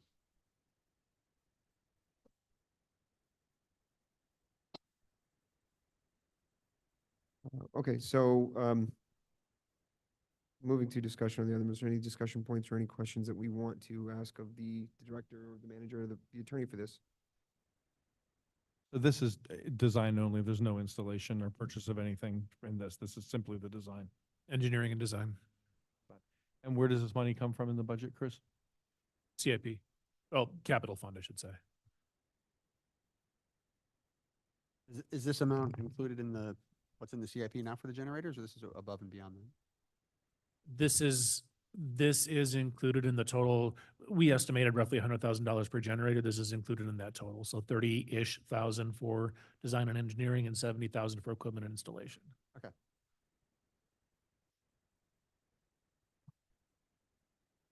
And Juan, that's the going rate for this kind of work? That's pretty much the going rate for this kind of work in your experience? Yes, sir. Okay. We're in the wrong field, Mac. All right, are there any other questions before we vote on the open motion? Actually, I do. We all received an email from Alex Bernhard regarding solar powered generators, and that's not what this is. These are gas. Are these gas or propane? These are natural gas. Natural gas or LP. No, these are, the option will be in the specs, but it'll be either gas or diesel. Gas or diesel. So, I mean, is that something we should be considering? I mean, I know it's kind of not the right time to be considering that, but is it something, I got it and I was like, I don't know. That's not my area of expertise, certainly, but Chris, is that something we should be doing? At this point in the development of that technology, our energy needs are going to far outweigh what a storage solution for solar energy can provide with the funds that we can afford to spend on this. We can certainly take a look at adding solar later on in the future. But as for right now, we'd have to increase by a factor of 10, 15, what we'd have to set aside to get a storage solution for a solar system. So it's the battery storage that's the issue. There wouldn't be enough storage in the batteries to run this building for the length of time that we might need it to if there were a hurricane. Correct. But we could add solar later. So the solar could be, if we wanted to, we could add solar later to this existing system. So we could use the solar power instead of the gas. In theory, yes. Maybe as a supplement later on. I was gonna say, should that be included in as part of the design, the ability to retrofit solar, or is that gonna increase the cost substantially? That would increase the cost significantly. Installing gas power generators is relatively quick, easy, simple. The engineering isn't a big deal. When we start looking at, we would have to start looking at the load, the phases, the loads, the AC versus DC, it's significant. I just asked because he sent that email and I thought, well, it's really interesting and, you know, it always feels right when you say solar. It's a good call. Just don't know, but the purpose that we need it for here, it's not like running my house and if I run out and I'm without electricity for a couple of days at the end of the storm, you know, I would survive, but you need to really function over there. So this needs to be sort of more hardwired. Correct. Well, those are the first step to making sure that we have it for emergency procedures for storms. So, I'd like to make a motion to approve Resolution 2024-11. we have we already have the open motion in the second, so I guess we'll just go ahead and vote, all in favor. Aye. Aye. Okay, great. Fantastic. So that moves us past 12C. So that will move us past our resolutions and get us into our discussions of old business that has been amended. And if I have this down written here correctly, our first discussion of old business is Vice Mayor, your item on the reporting forms. Do I have that correct? Yeah, I'm going to do a real quick introduction, then I have something I want to show you guys. And Pamela, I'm going to want to share my screen here in a second, not quite yet. But so this is about Chris's reporting to us. And I want to have a conversation about it because we're getting reports from Chris that are, we're getting reports from Chris that have a lot better information in them than we were getting before. And I appreciate that. But there's a missing element to these reports, and it's the element of time. So here's my challenge when I get a report and it's a Word document and all the information's there. It's a standalone document for that one, let's say it's a week. Let's say we get it every week. It's a standalone document, a snapshot of that one period of time. But there's no continuity to the reporting. So in other words, what's on the report is what's on the report that Chris puts on the report, but we don't know what's not on the report, an item that was something that had been on a report before and it wasn't picked up and it's not mentioned here because something may not have happened to it. And I'm not suggesting for any nefarious reasons. I'm just saying that that's what happened. So you get these reports, it's like, well, here's what happened and great. But how does that compare to where we stood on that particular project the week before, the week before, the week before? So you don't get to see it moving across time. It's much this, never mind, I'm not going to say that. So we get a snapshot, but we aren't getting continuity. That's my issue with the reports the way they are. What I'm going to show you that I would like to see a report, the format that I would prefer to see reports is the exact same information from the manager or his department heads or whomever helps put these things together. It's the exact same information, just simply put in a different format, so we can see how we're progressing on that item, and we see every item every time, all the time. So nothing gets sort of dropped off. I could probably run through a list of things right now and say, Jonathan, where do we stand on the bee house? Do you know? You may not know. You may not. Veronica, where do we stand on some other item? Things sort of, they drop off and we forget about them. And then eventually somebody will say, whatever happened to blank?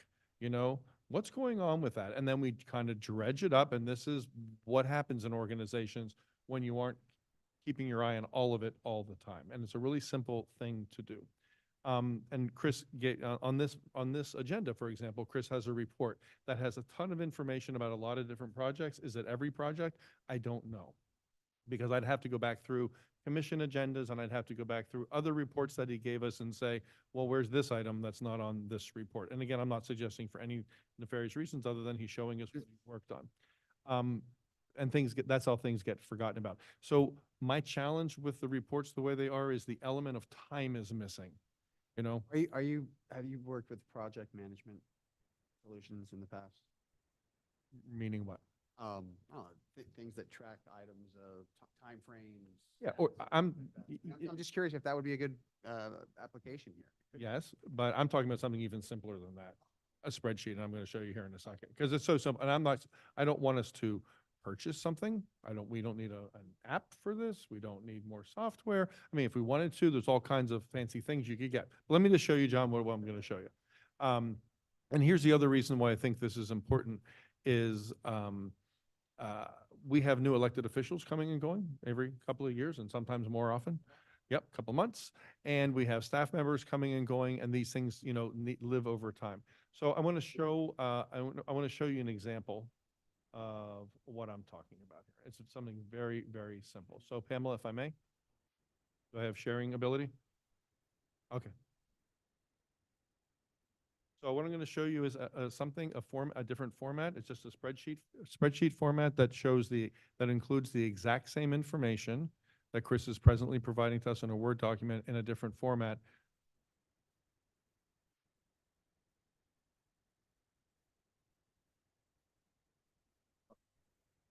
It's fine though.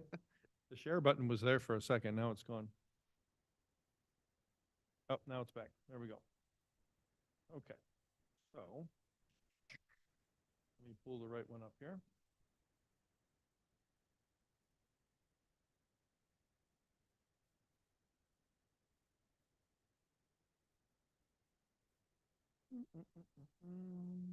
Why is it not showing? Here we go. Okay, there we go. Okay. So guys, it's very simple, actually. It is just a spreadsheet that Chris could organize however he wants, or if we wanted to ask him to organize it certain ways, that would show all the projects that are going on and a really simple way for him to report back to us over time. You'll see at the bottom that I have some tabs at the bottom, and this is just an example. I'm not suggesting this is exactly how it should be done. It's just how it's done. You'll see I have tabs across the bottom, and I wrote CIP. Those would be our CIP projects we're going to talk about tonight. Legislative items. Is the screen changing? Yep. Other projects, and then things that are closed and completed. This is just an example again. Let's look at CIP. I lifted the copy from the CIP that we're looking at, from the spreadsheet that we're looking at, and dropped the list of projects here in column A, exactly the way they're organized in the CIP. Every week, you'll see that there's a column for each week. Let's say he's going to do a weekly report. If it were biweekly or monthly, whatever it was, but it's really this simple. He clicks on here for emergency generator. For the week of March 4th, he clicks on here and he types in his notes here. The same information he's doing now in a Word document, he just types it in here and it shows up on a spreadsheet. So the following week, when he works on this, when something else happens with this project, he can give us updated notes on that project. The week later, there's more updates. Maybe some weeks there's nothing to report and he could say no report this week or leave it blank. But the point is that over time, you can see this list doesn't change. The projects are all there, so you see them all the time. And you can scroll across and see the progress over time. You can also, on a certain week, you can read his notes here for the week of April 1st, and you could scroll back and see what he reported on that same item in weeks prior. So it's all right there in front of you. It's like the reports he's giving us now in Word, all of them dropped onto one document just in columns for the week. So the report we got today would be this column right here, just dropped into different cells, so we can track over time. If he chose to, let's say the emergency generator was completed, the project was completed, he could move it off of this tab because it's a closed item, and he could put it on a separate tab, for example. So this is where you can move things that are done, and they're kind of, you get them out of the way so they're not on this report. The beauty of this is that you can track progress over time. You can see what's happening across time. You can look back and see what happened without having to refer to a different report, a different report, a different report. It's all on one thing. It's just a spreadsheet. And you can also see when something's not getting worked on. I'll jump down to the bottom and I'll say dog park. You know, weeks and weeks are going by, nothing's going on with the dog park. We know nothing's going on with the dog park, but we're not forgetting that the dog park is on our list. And that's what happens. We forget things are even on our list. So this is all I'm suggesting is there's a better way to do reports. This is so simple. It doesn't require any extra work for Chris or anyone that's providing the information. They're just putting it in here instead of on a Word document. And this Word document could be shared with us. It could live on the website. Residents could see it, and people would know all the projects that are going on, the progress that's being made over time. Because Chris's reports are on record. They're on the agenda tonight, for example, right? Everybody can see his report and read what's going on with the projects that he included on his report. So everything's public. This document can be made public and everyone has access to it. And, you know, as often as, you know, if we want Chris to redo it, it's, you know, weekly or bi-weekly, or Chris decides that it should be done at a certain point. But it's just a nice way to not lose track of any project and track the progress over time. This is how I would prefer to see reports, because it gives us full visibility on it and it makes it really comprehensive and so easy to digest. So I put this together as an example for you guys, and I wanted to have a discussion with you guys about this. I know, Chris, in a report recently, you told us you're working on different ways to report, and I'm putting this up there as something that I think is really easy breezy and gives us full visibility.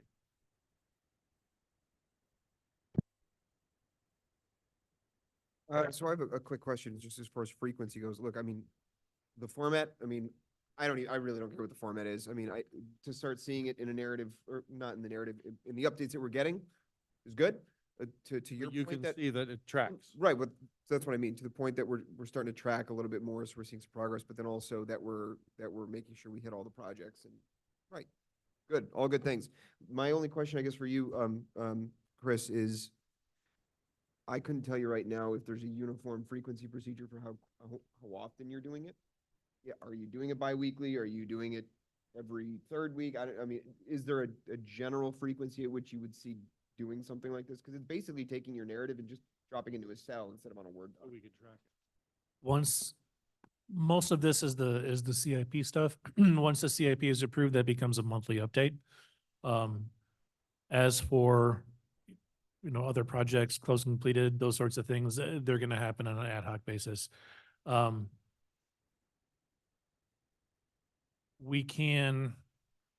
you scroll down for me, please? And I didn't mean this to be comprehensive, Chris. I literally copied it, pasted it on there, took out some extraneous stuff. All right, if you can scroll back up to the top. Generally speaking, reporting is done on a monthly basis. Most of these projects are not going to have monthly updates, simply because of the lifespan of a project. And when we're looking at project management, you have a range of dates. So kickoff would be May through June, and then we have, you know, requirements gathering and so on after that. It's completely up to you. If you guys want this on if you want this on a monthly basis, we can certainly do that. It's just going to be a lot of no updates at this point, and as long as you're fine with that. And that's fine because The weekly data is basis, I relevant. don't, I don't see that there would be much value in reporting out weekly for the amount of work that it would take to do it, because like I said, things typically don't change that frequently. No, I wasn't suggesting, I just dropped every week on here because it's a measure you can put in easily. But if whatever it is, we're getting it now monthly. I feel like we're getting it more often than monthly though, Chris, because sometimes I feel like I get the reports certainly at the meetings, but I'm getting other ones as well. But whatever it is, if it's monthly, that's fine. It's the format is what I'm suggesting, not the time period. So, no, so for me, I'm the same boat in terms of the format. For me, that's for the manager to decide based on the workload, based on whatever is simplified for you in terms of system. The purpose of it, I agree, is for us to have a better track of all the multiple projects happening. What about if we do that together with a quarterly review that we have with finance coming up? So in one way, instead of having, because there are multiple projects to your point that they're not carried month to month and that sort of require a higher view and update, maybe what we could do is on a quarterly basis, get a sort of, this are the 10 items that we've never talked in the last 3 months because they're not specific to the month of voting or discussion, but that here are the updates on where they're at. On the format, I actually use this for myself. I have too. exactly the same thing. Me too. But I would not want to impose a manager as this being the format that I would want to use. This is, I think, a tool for me to kind of keep track on where I stand, but I wouldn't impose this on him. I'd rather you find that, but I do agree that maybe in a quarterly basis, we can, however the format you decide's better, together with a finance perspective, also share the overview of all the projects we have going on. I just changed it. I put months up there instead of weeks, just so you can all see what that would look like. And to Chris's point about sometimes there's nothing to report, that's completely valid information as well. You know, on a spreadsheet, 0 is a valid number. You know, in a sales report, 0 is as important a number as everything else on there. So, this is not a way to say, make something happen every month. It's still going to follow the natural progression. We're just not going to forget things. No one's going to forget things. And Chris gets, a job in a bigger city and leaves for some big money. And we have another manager come in. What a valuable thing this is. It's not just where do we stand on it. Here's the history of it. We have new commissioners come in. Residents want to see what's going on, how progress is taking place. It's the element of time being added to it is what's important. So my only, again, the format to me doesn't care. I don't really, it doesn't matter. We're getting updates and if it's in this way, fine, that works. My only question, for Chris is because some of these things we're getting longer narratives. I'm not a big Excel guy. It expands on its own. I'm a lawyer, which is the joke. But yeah, if we get like a longer narrative into a cell, do we lose? No, it's all there. It expands to accommodate whatever you type in there. So in that case, then, I guess for the manager, look, you're doing this already in Word format. So if the idea is just porting it over into an Excel spreadsheet because the commissioners are using that format, Where does the Excel sheet put it in the cloud so that? so that was something that we've talked about in the past, I know, is putting something like a live with Google Doc, like a live spreadsheet or document up on the website that's available and then it gets updated there and it lives there. Read only. Right, yes. so- Except for him. And yeah, except for Chris. So, Or whomever he allows access to. That's not, I allow his department heads access to it to input information for him, for their departments, but certainly not us. that's certainly something that wasn't like a direction you should do it this way. Would it work that way? Would it be helpful? To your point, format doesn't matter right now. Let's just see how it works as a spreadsheet. At some point though, once everyone gets addicted to this, you might want to look at, I was in this boat a few years ago, running at 150. Talk in your microphone. Program. You can't do it in a spreadsheet. Once you get beyond a certain point of complexity, you're going to want to look at project management software. Sorry. I introduced that at some point. It's Yeah. costly Once you- for us. I think it's a great idea. Yeah, once we see what this can do and the amount of visibility it gives people, we'll want something better. So we can, This is start. yeah, exactly. It's not meant to be something super fancy. It's just meant to be easy and it's free.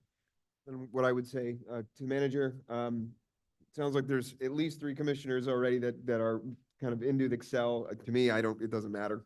If you're comfortable with it, if it's no hindrance or, doesn't impede your work or your ability to update, then let's give it a shot. Let's try it out. I just want to be clear. So are we saying this report we got today, it's going to be replaced by this new formatting? Yeah, because that same information, Veronica, that, for example, if we're at the, Yeah, the I April meeting, it would but just be we dropped just- in this column right here. Yeah.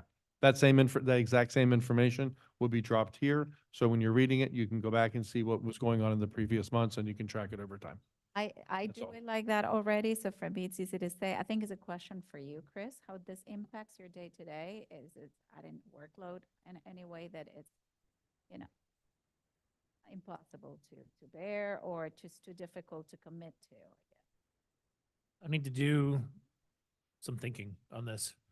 I just need to do some thinking on this to decide what the best way is.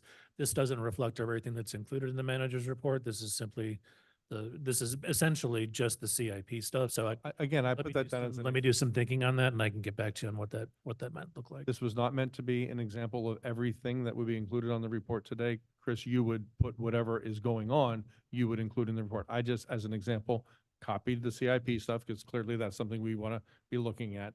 But you would have look, if we have legislative things we start working on, we decide to, let's see what example I put up here.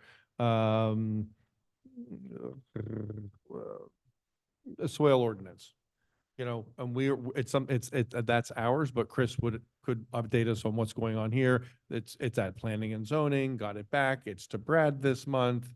It's whatever's going, things were moved over to finance, so we can see the progress outside of the meetings on things that we're working on as well. But my lists here are just for examples. They're not meant to be a comprehensive list of everything that we have going on. I simply, for this tab, copied the CIP and dropped it in place. Listed some legislative things I know we're working on, sort of some other things that don't fall under either of those categories. That would be like the demolition of the bee house, the landscaping ordinance enforcement that we're still waiting. That's a perfect example. Where do we stand on that? That we're waiting for an update on that. I have no idea where we stand on that right now. So that's something Chris is working on with the building vendor.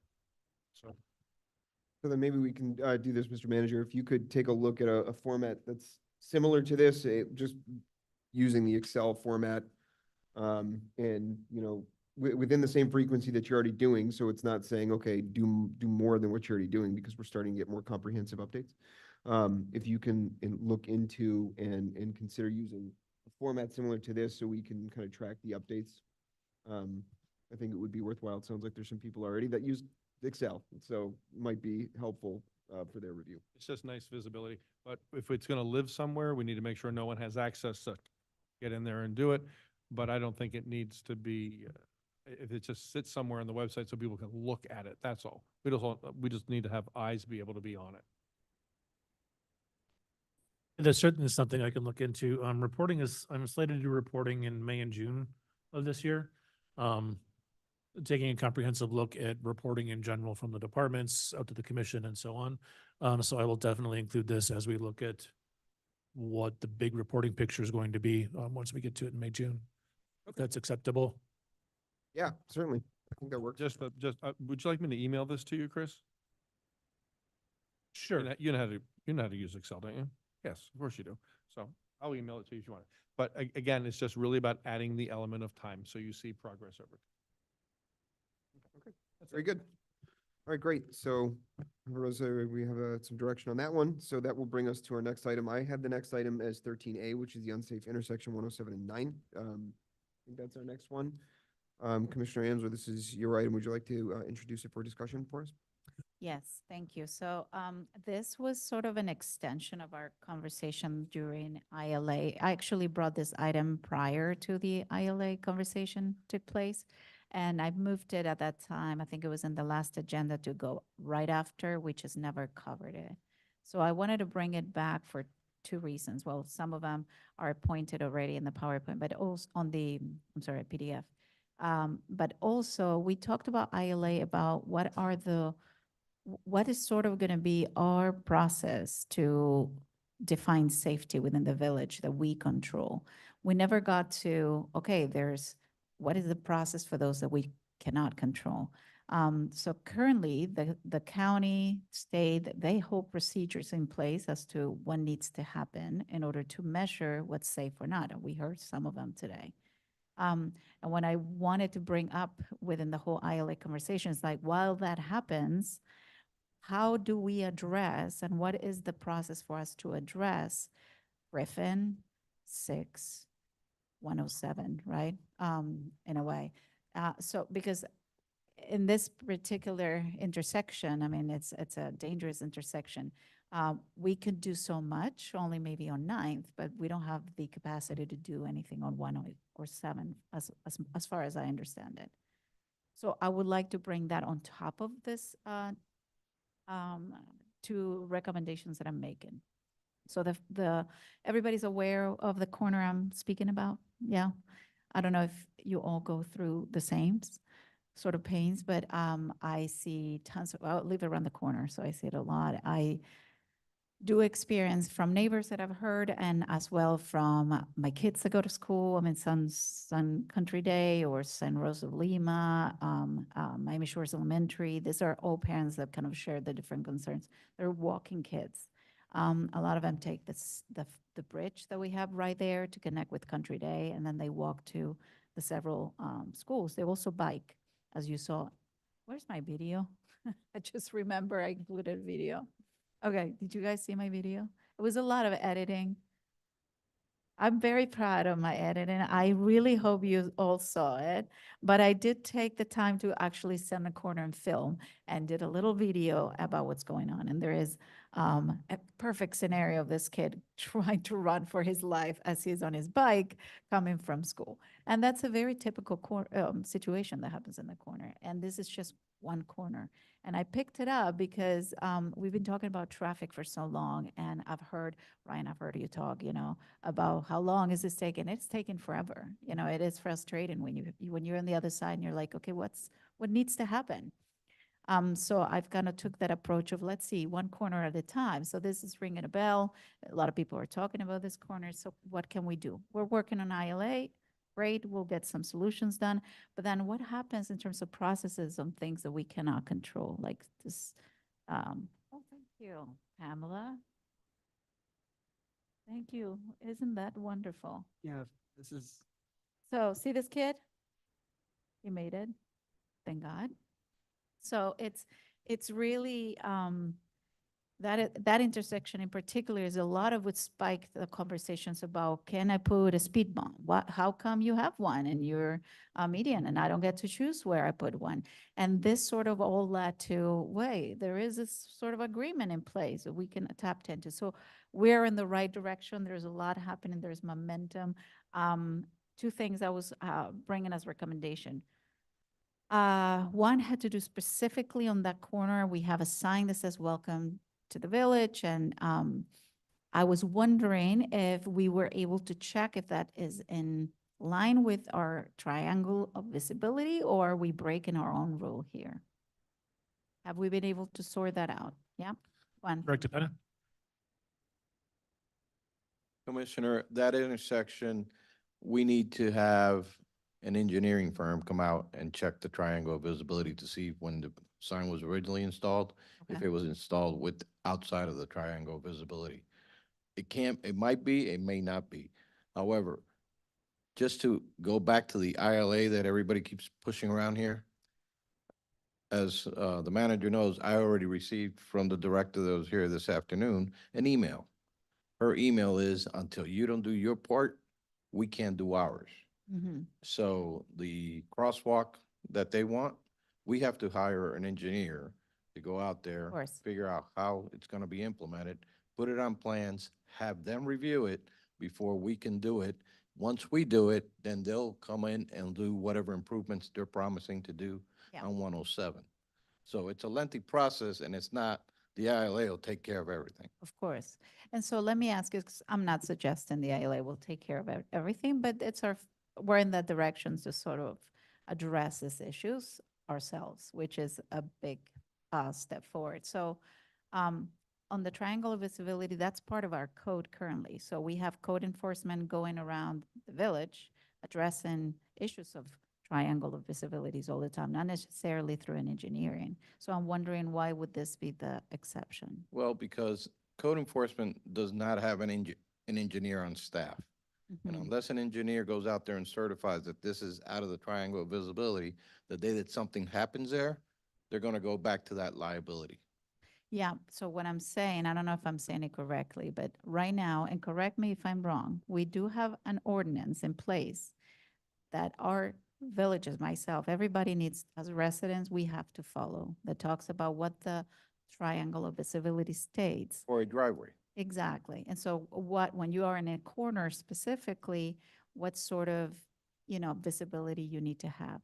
And I was wondering if in this particular corner, could not any of our code enforcement just go and measure how it needs to be to address that the sign is, no, checked. It actually is with compliance with our ordinance. Again, you don't wanna rely on their lame knowledge of the triangle visibility to certify that this is in the right location. You need an engineer to go out there and put his seal on it. So But we're not today's- doing that with every corner, right? No, but every corner is not a sign I that's an see what you're obstruction. saying. Okay. I understand what you're saying. So my question still remains. I would like to know if that sign in particular is in compliance with the triangle visibility or not, or do we have to move it, right? We're So gonna what have do- to forward it to our engineers to check that out. That seems like a bit of overkill to me. I discussed this with Mario when Yeah. he was here, and we went out and looked at it. And he said the sign needs to be moved. It was that simple. And Public Works can move that sign. That's an inside job. We can do it ourselves. It's not a big deal. We have to decide where to put it. And he left not long after that, and then it didn't happen. So had a idea- conversation. You can see my emails there. So same, I mean, I can, say it's blocking the side clearly. I mean, it's right in the middle as you turn. Combined with the vegetation that sometimes tends to go up, and I appreciate you all took care of that. It is a dangerous turn. So we need to check that. And I would like to know next steps as to how we address it, if it is where it needs to be, or if we can move it where we would put it, because that's the other question I really don't have an answer to. Want to kind of look at this one by one here. Let's look at the signage issue. I mean, I know the intersection well, I'm right there. We cross it on our bikes all the time, and it's scary. So I agree with you. It's a very strange intersection. But it sounds like we can just move it. We don't need an engineer. I mean, with respect to the process, if we want to know, is it within the visibility, let's just move it. Who cares? We don't need to have somebody check. If it's a problem because we know it's a busy intersection, let's just move it. I love the fact that it welcomes everybody. Yeah, it's But great. where else maybe that's something we can think. And Well, the day that I went there with Mario, we looked at other options and they're right there. So you could move it on 9th Avenue, north on 9th Avenue, like halfway through the first length of that first property. So when someone turns, they're still seeing the welcome sign. Or you could place it on the west side of the same street in front of that guy's hedges. That's public property there. It could go on either side of 9th Avenue, just a certain distance away from the intersection, north of the intersection. So it's still facing the incoming traffic. And we move it and the landscaping, and it's the backside of those signs that are not very attractive. And yeah, so all right, so that takes care of that it. seems like an easy kind of fix to me. Like, So Did you have, look, sorry, 1 second. Director, did you have anything to add to that point? Removal, we can remove it tomorrow. Moving it to another location, again, I would rather have an engineer say, yes, it can't be here. You don't want it too close to the road, you don't want it too far from the road, because whenever an accident occurs, that's when everybody starts coming, who put it there, why Yeah. was it placed there? yeah. but we placed it where it is now without an engineering study. We dropped them in. Yeah, but the question is whether it was done correctly. We shouldn't have. And we're lucky. Yeah. Yep. I understand what you're saying, and I think it's worth considering to do it right, to your point. If we could have cost-associated timeframes, I mean, I think this kind of next step falls on you, Chris, as to what needs to happen to understand where it could be placed, what are the estimated costs of doing something like that. And that's just to cover point number one. Director Penna, I can take a look at it and get you that information. Thank you. Then number 2, incorporate a crosswalk. So this is the part that I was thinking on 107th. We have to have a safer spot to connect that sidewalk. We currently have people carrying from the village to all the way to Aldi. Literally, I've done it. So we walk that side and then we can connect to the village.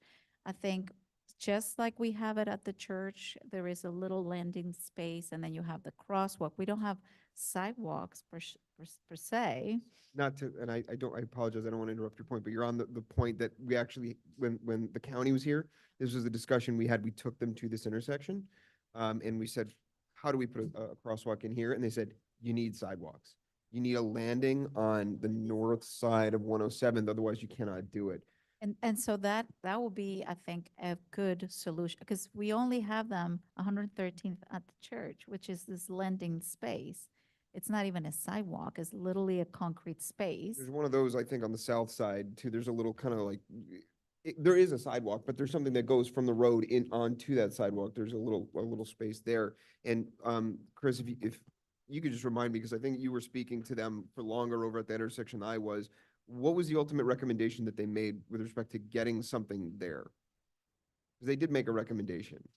Yeah, let me pull this up here. If I remember correctly, and I don't want to misstate, but I think they were talking about basically putting in like a small landing, like kind of near where that sign is, putting in a small sidewalk landing area that would qualify to be the other side of that crosswalk. It would be something like that. And then actually not too far up 107, just as you track that road west before it turns northwest, there's that flashing sign there. Yeah, so what we would have to do is install sidewalk here in front of, is it 10725? Where the arrow is, we'd have to install a sidewalk there. It doesn't have to go up much farther than this first lot and a half from what the engineers were saying. But in order to do anything across 107th, we need to do that sidewalk first. So that's what I am suggesting to, again, I'm asking for us to have the information as to what would be the cost associated with it and what would be the process and maybe the extension of time that will go into this sort of a solution, but it is critical. And like this, I recognize that everybody else is going to come with different corners. Yeah, right? We all have different corners that the same thing happens. So we'll talk about all of them through the ILA and when that goes in effect, but I think also the surrounding, they're not specifically ours like this. I would like to start seeing this sort of solutions come up. Now that we have the county's eyes on us and they kind of heard it from residents firsthand, how do we fix it? Yeah, and I know they made a recommendation, and this was one of the intersections that they kind of pledged to help us with. Yeah. And I don't know if it was beyond that, Chris, beyond just the installation. I know unequivocally that they said you cannot do the crosswalk without the sign. I love that. I'm all for that. 'Cause at least it's a step in the right direction, so we know if we wanted to get a crosswalk, this You is need where we have that. to do it. So. Okay. And Go ahead. one of the side conversations the attorney and I just had, we're not 100% sure if there is right of way there, what that would look like, if this is private property, what those effects might be. So that's all stuff that we're going to have to factor into the decision. So If it's private property, you would have to take that piece of property, that section of the property by eminent domain. Yeah. Which is a process. it's a process, yes. Sure. So that's what I wanted to bring up with this. I'm hoping, Chris, you can help me lay down the next steps of each one of these 2 points as to what it would look to have a solution for both. Yep, absolutely. When do you think we can see something come as a draft? May. Wonderful. Awesome. Thank you. Thank you so much. Okay. Yes, thank you. Great. We're gonna have some follow-up from the county and from the director and from the manager on those 2 points, and hopefully we'll get some more Yes, and guidance. thank you for that. I'm very excited to hear they had to say about that. You can see how wide the swale is there if you go on the county map. It shows you how wide, it's a very wide swale on that street. That's why those hedges are so far back. Yes, they are. There's a lot of space there. I'm looking at it right now. Okay, great. Okay, thank you, Commissioner. So, let's go on to our next item in the amended, old business. I had CIP next. I'm sorry, I just wanted a little clarification on something. Are we asking that that sign be moved in the time, for the time being, just to get it out of the way if we think it's in the way? What I was asking Chris is to come back with that proposal as to if it has to be moved, which I think we all kind of. I mean, it has to be and we want it moved are two different things, and we all pass through that intersection and know that it's a problem. So we could say, let's just move that sign Yeah. and get it out of the way and solve the problem. Yeah. The problem is then solved, and then we figure out what's the solution for the new sign location, because we don't want to not welcome people to our village. So Correct. we want that sign down. Let's just say, let's take the sign down. I think so. I think. I would be very happy to say, let's take the sign down, put it over at Public Works and solve the problem. Or tomorrow there's going to be an accident and we're going to look at each other and go, shit, why didn't we take that sign down? I agree. Let's take the sign down. So how do we go about, Brad, asking for that to happen right now if we wanted to make that happen? You can give direction to the manager. Okay, then I'm going to make a motion that we direct the manager to have that sign removed at the earliest possible time in the next week or two and store it at Public Works and come back to us at the May meeting with a plan for where the sign could go. Let's solve the problem. You don't even need a motion. Just Okay. Consensus, you give direction. Okay. And he's heard you. Yeah, he said by May he would bring it up, but I think to your point Take is the sign down now. we can do it before, just. We can certainly look at doing that. I can't, at this point, guarantee it's going to be done in the next week or two. There could be things that we're not aware of, but we can start taking that action. Sign down. Okay, let's take the sign down. Tractor, what Rather at least equipment? Something done. We have a, so then consensus to then direct the manager to temporarily remove the sign and store it at Public Works until we're ready to move it. And come back to us with a plan about where it could go. That's gonna be in I think May. that sounds like a great idea. Let's make that happen, please. Okay. Sounds like we have consensus on that, so, sounds good. Okay. Yeah. All right, so the next item again I have in the amended agenda for old business, next I had was CIP. Is that right? Think so? Yeah. Okay, great. All right, so let's go ahead and take a look at the capital improvement plan. Mr. Manager, would you like to reintroduce the item for us and bring us up to speed, please? Absolutely. So the capital improvement plan lists out the projects we want to accomplish, spreads it out into different fiscal years.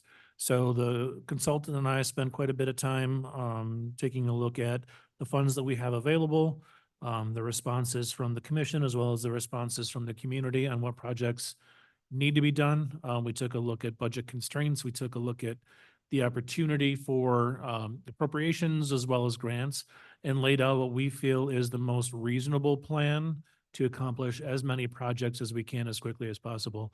The biggest difference, no, that's the wrong way of saying it. One new thing that we're introducing in this is separating out design and construction or engineering or what have you. The way this process typically works is we hire out a design firm to come in and take a look at the project we want to accomplish.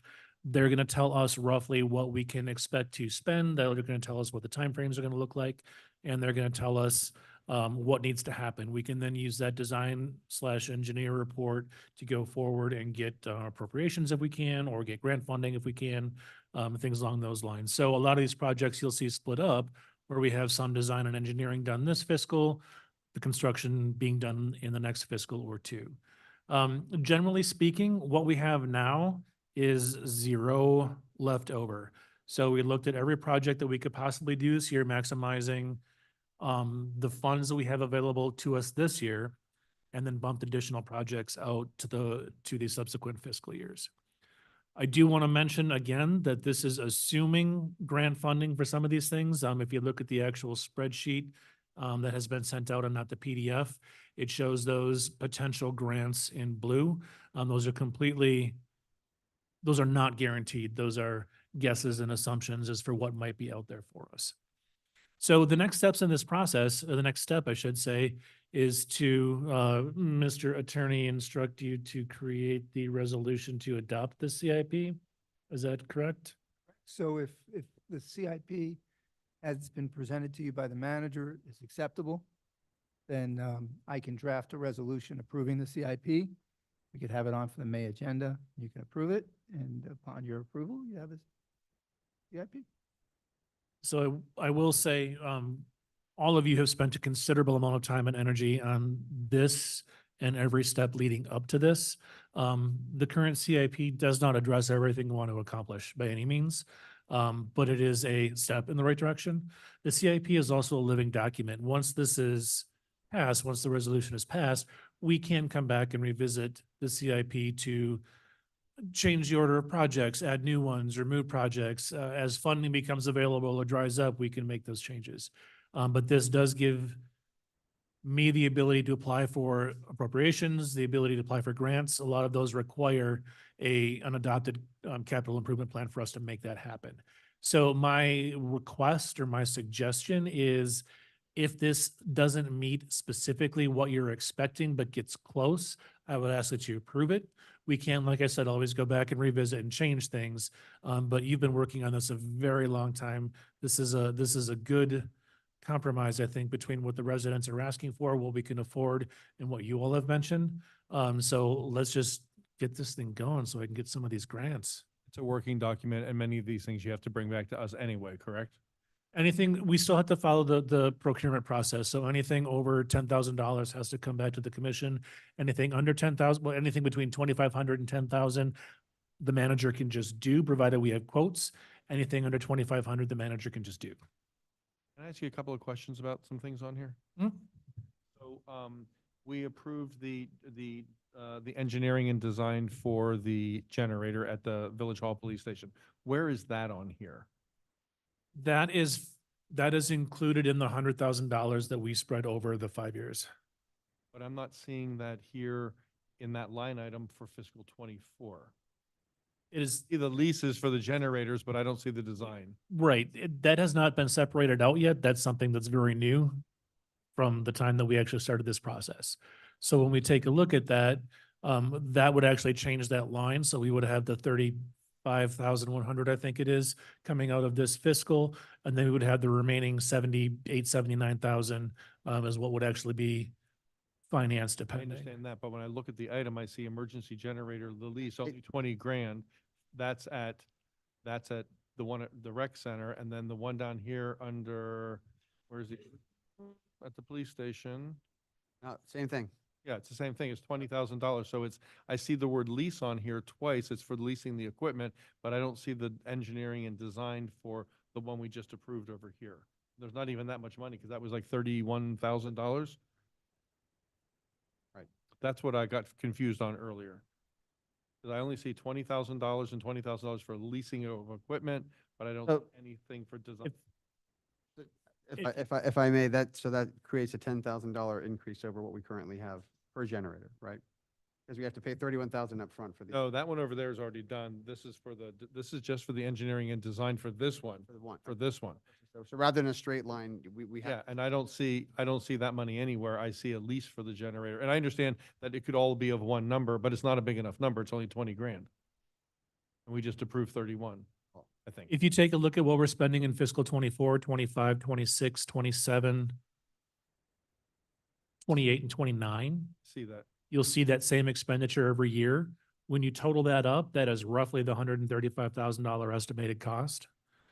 That does not, what this will do now that we actually have the engineering approved, you'll see in fiscal 24, the budgeted amount or the total column T is going to show 31,500.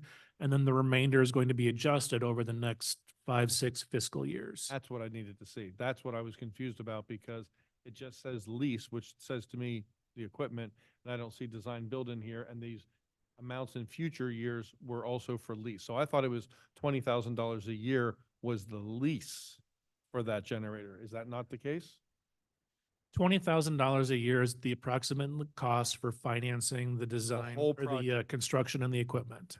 Including engineer, okay. So maybe it's the name then that confused me. Okay.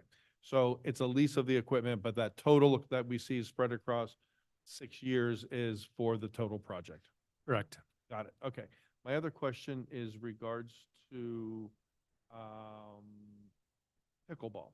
So pickleball was moved to, the $90,000 was moved to fiscal 25, but you're bringing something to us next meeting for engineering, so you can put it out for RFP for next year, and that's going to happen this year, correct?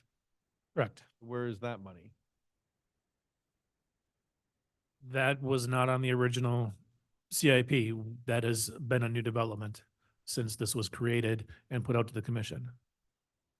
Okay, so If, that, just really quick, if I may, I think this might be a good time to mention this. We have a discussion item that we're not going to get to tonight, but we hopefully will get to. I might be able to speak to it from that podium. And I know that this is ambitious, but if we do decide to utilize debt in certain situations, like for the purchases of buildings or generators, what we see here would be a more realistic representation of how they would be amortized. So I'm just wanted to put that out there, that this is one of those items that rather than pay a market lease rate, which might be in the teens, I mean, I don't know what that rate is. As a municipality, I guarantee we could do a heck of a lot better through financing this whole thing, in which case we would be able to bake in the design and engineering cost of 31,000 to the overall project and straight line it, which would essentially free. Now, is that going to happen in time for him to get the quote and all that stuff? Of course. So we're going to be in the red for a while, but if we do decide to go in that direction, just keep in mind that this is something that could then be adjusted later on the books so that it does match what we see. So this, just to remind everyone, this CIP has been in the works for quite a while. This version that you're seeing has been in place for a couple months. There have been developments since this went out. I have not gone back and updated this specific CIP because we are in the process of getting everything approved as it sits. And just to reiterate what the manager's saying, you're not approving it tonight. So you would have a resolution. The resolution would have the CIP, the actual spreadsheet attached as an exhibit, and you will be approving that version of the CIP. So we have to approve the version tonight that would be attached to the next one. well, Or we well, do- you're going to approve it. You're going to, no. So when I'm going to draft the resolution, I'm going to reach out to Chris and say, Chris, give me the updated CIP that I can attach as an exhibit to your resolution. So the resolution that you will pass in May will be the updated CIP. That's at least the best version, the most updated version that we have. Which can also then change because it's kind of. If you all decide to change it, you change it by resolution. So it could still be changed. Yes, it's a fluid document. Just asking about those two specific things because they're being talked about. Here's my other comment. I would like to see more money in traffic mitigation strategies. We're going to have this ILA and we're going to want to get some things done. Yeah. And I have no idea what $31,446 buys us. But I know they're going to, I suspect once we get this ILA in place, there are going to be some things that we want to do. And I don't know what that's going to buy us. Is that an ambitious amount of money? Is that a robust amount of money for us to spend by September 30th? Because remember, we approved this in May. That gives us May, June, July, August. That gives us 5 months to spend that money. I don't know if we'll spend $31,000 or if we should try to get more in there to get more done. And and then there's nothing in it in that line for fiscal 25. Yeah. Because we haven't gotten there yet. But so that one kind of concerns me, and I don't know how concerned I should be because I don't know what we get for $31,446. But it doesn't That sound like. question can't be answered at this point because we need to get, as part of the ILA, we need to get the data that's going to drive where we put these solutions. That data is going to drive what types of solutions that we have. It could be $31,000. It could be $300,000. We have absolutely no way of knowing. So my recommendation is this is $31,000 is a solid amount for a bunch of smaller, not Elements, right? strategies, elements, yeah, whatever you want Errands. to call it. And again, if we end up needing more, that's when I come back to the commission to say, we're looking at closer to 300,000. How do you want to adjust future fiscals? You could come to us and say, okay, removal of compromised trees down on line 42. Yes. We're not going to spend all that. I'm going to move 15,000 up. into that item, is that something, Chris, you would have to come back to us for? Or could you just do that? Any changes to the CIP has to come back to the commission. Yeah. Even, okay, so it's not like other departmental budgets where you could move something around. Okay. So anything you change in here, you bring to us. Okay, so, okay. Look, I'm the one who wanted money in traffic mitigation last time, so I'm just happy to see a number there. I don't know what 31 grand gets us. Okay, those are my questions. I'm good. Good. I had the same sort of, kind of between the same lines of traffic and to see if we had enough. I understand the purpose of this is just to get it started. It's an estimate at the end of the day. Anything that changes, you need to come, we need to see it, we need to discuss it prior to approving. So, it's a very straightforward document. For the traffic calming, for the ILA elements, I would imagine that based on your procurement code thresholds, that it'll have to go out for an RFP. Yes, So it's going to take some time to. yeah, okay. Well, getting to that point then, I don't know if we need a motion, but do we have consensus then to approve this as? I have one question before we move forward. There was a back and forth, and I don't know if you guys talked about it right as I stepped to the restroom, but it was about, there was some funding done between the police department. There was some emails back and forth with the chief as to, are we balancing all the off-work hours, off-duty hours of the police department? None of that is included in here. That's within the police department budget. Correct, that's all operational budget. So in any way, if that would be, because we had discussions as to, well, we're going to fix whatever needs to fix in terms of traffic. And right now, traffic is a big issue. Go ahead. We gave the order, hire the additional staff. That budget does not come out of this CIP you're presenting tonight in any way. It could. How? We already approved that. So my question is, as we've been spending since, have we surpassed in any way our budgets within the police department that would kind of force us to put our hands into the can of the CIP? I did have a similar question because when I saw the financials, I did see that we were Yeah. being over on that police line by 120K through Yeah. 6 months, and that's going to be $250,000. So that was like, because we approved that based on, okay, we have money for pickleball. We all discussed, well, that could wait a little bit while we take care of this. We had some budgets left over from police department. It all came up, okay, the main priority is safety. We're gonna kind of redistribute those, make this the priority. But I did notice on this financial plus the conversations within the department that there's, we've been spending money on off-duty officers, which is what we agreed to do. I'm just wondering if we're April still within our budget, we still have many months. Do we foresee any need to take money from the CIP as it stands to cover the funding for the police? So there's a couple different things going on. The first is the off-duty work. So that is our officers working out at Miami Beach doing whatever off-duty stuff. That's a pass-through. Miami Beach gives us $100,000. We give $100,000 to our officers. However, the way accounting works is we can't show that we're earning money within the police budget. So that $100,000 is going to show as an expense. You have to turn the page and look over at the revenues to see that that money's coming in. So one of the things I'm working on is trying to find a better way to represent that. Overtime is another one. In conversations with the chief and deputy chief, one of the reasons that overtime is over what we've budgeted is because of the officer that we had that's attached to the task force. We have to show that we're paying all of his overtime. We can't show money coming into that line. Yeah. Or being reimbursed by the feds for that money. So I'm still working out how to get that represented in a way that makes sense to everybody. But to answer your question, we don't have a ton of extra room in the police budget to fund the 2 traffic positions for the remainder of the fiscal.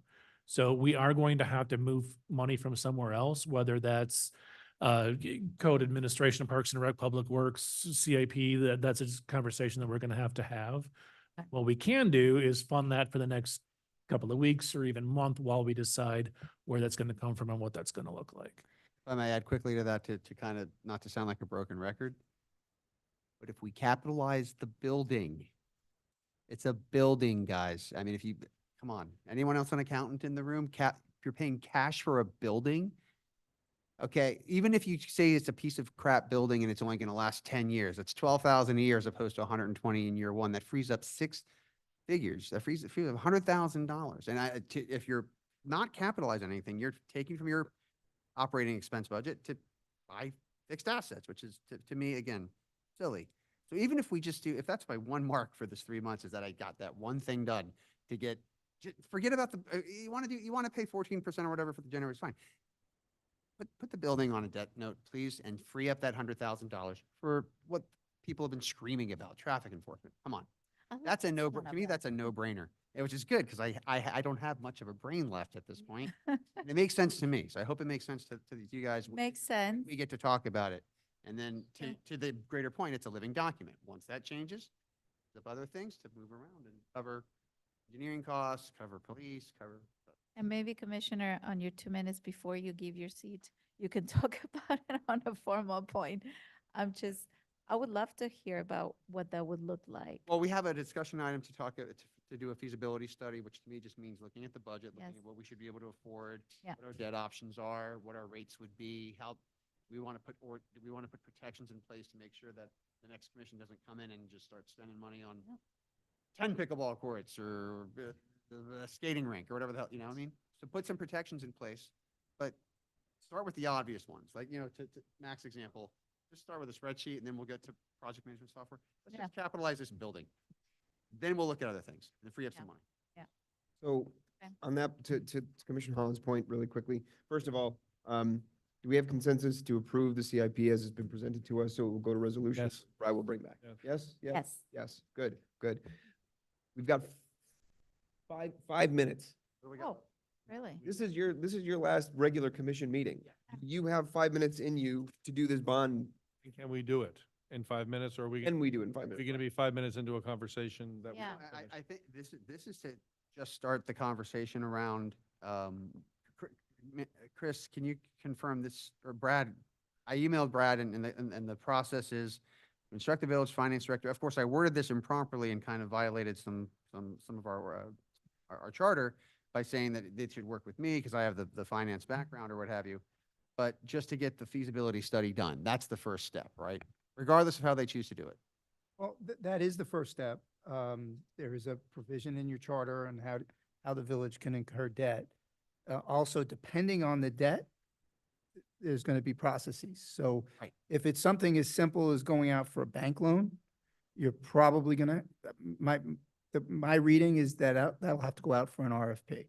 Yes. So you'll have to actually do a proposal, whether the proposal can be done in-house. So in other words, the terms of the RFP can be done in-house by the finance director.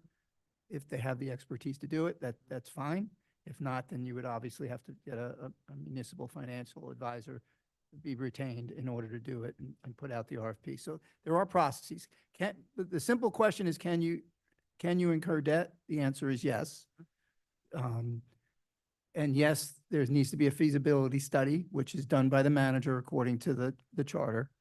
And he can do that. It's not necessarily something that requires extensive accounting or financial.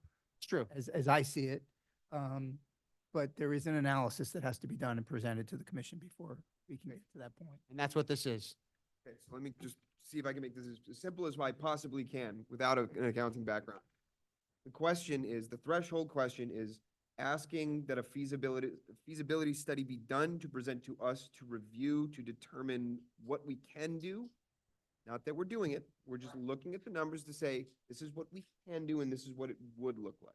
And that's not a resource impact on us because this is something for us, the manager, to do. It's a feasibility study with regards to a specific debt that you're trying to It incur. has to be a specific that we can't just say generally go out, whatever.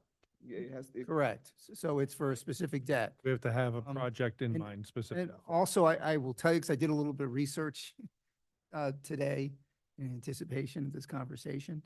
Some municipal best practices are also to have a municipal debt policy in place before you start incurring debt. So, which you do, as far as I know, the village does not have a debt policy. And that's kind of We start, goes to what Commissioner Holland is saying with regards to, well, you all may be on the same page as a commission as to the debt you want to incur and how much and what, how much of a risk do you want to put the village in? The people that take these seats after you may have totally different views. Now, can they change a policy? Yes, they can change a policy. But at least there's some guidelines in place. should we start by adopting a debt policy? So that's what I was gonna ask. Procedurally, what comes first? Debt policy or feasibility study? Well, you can do the feasibility study without a debt policy. I'm just saying best practices is to have a debt policy before you do it. Can you give us some from other municipalities that we could look at so we could understand what these look like? I could, yes, I'm gonna need somebody in a field of expertise in public finance to do that. I mean, just find an example of it's a document, I'm assuming, right? So if North Miami Beach has one, it's a written policy. We have attorneys, I mean, our firm does public finance.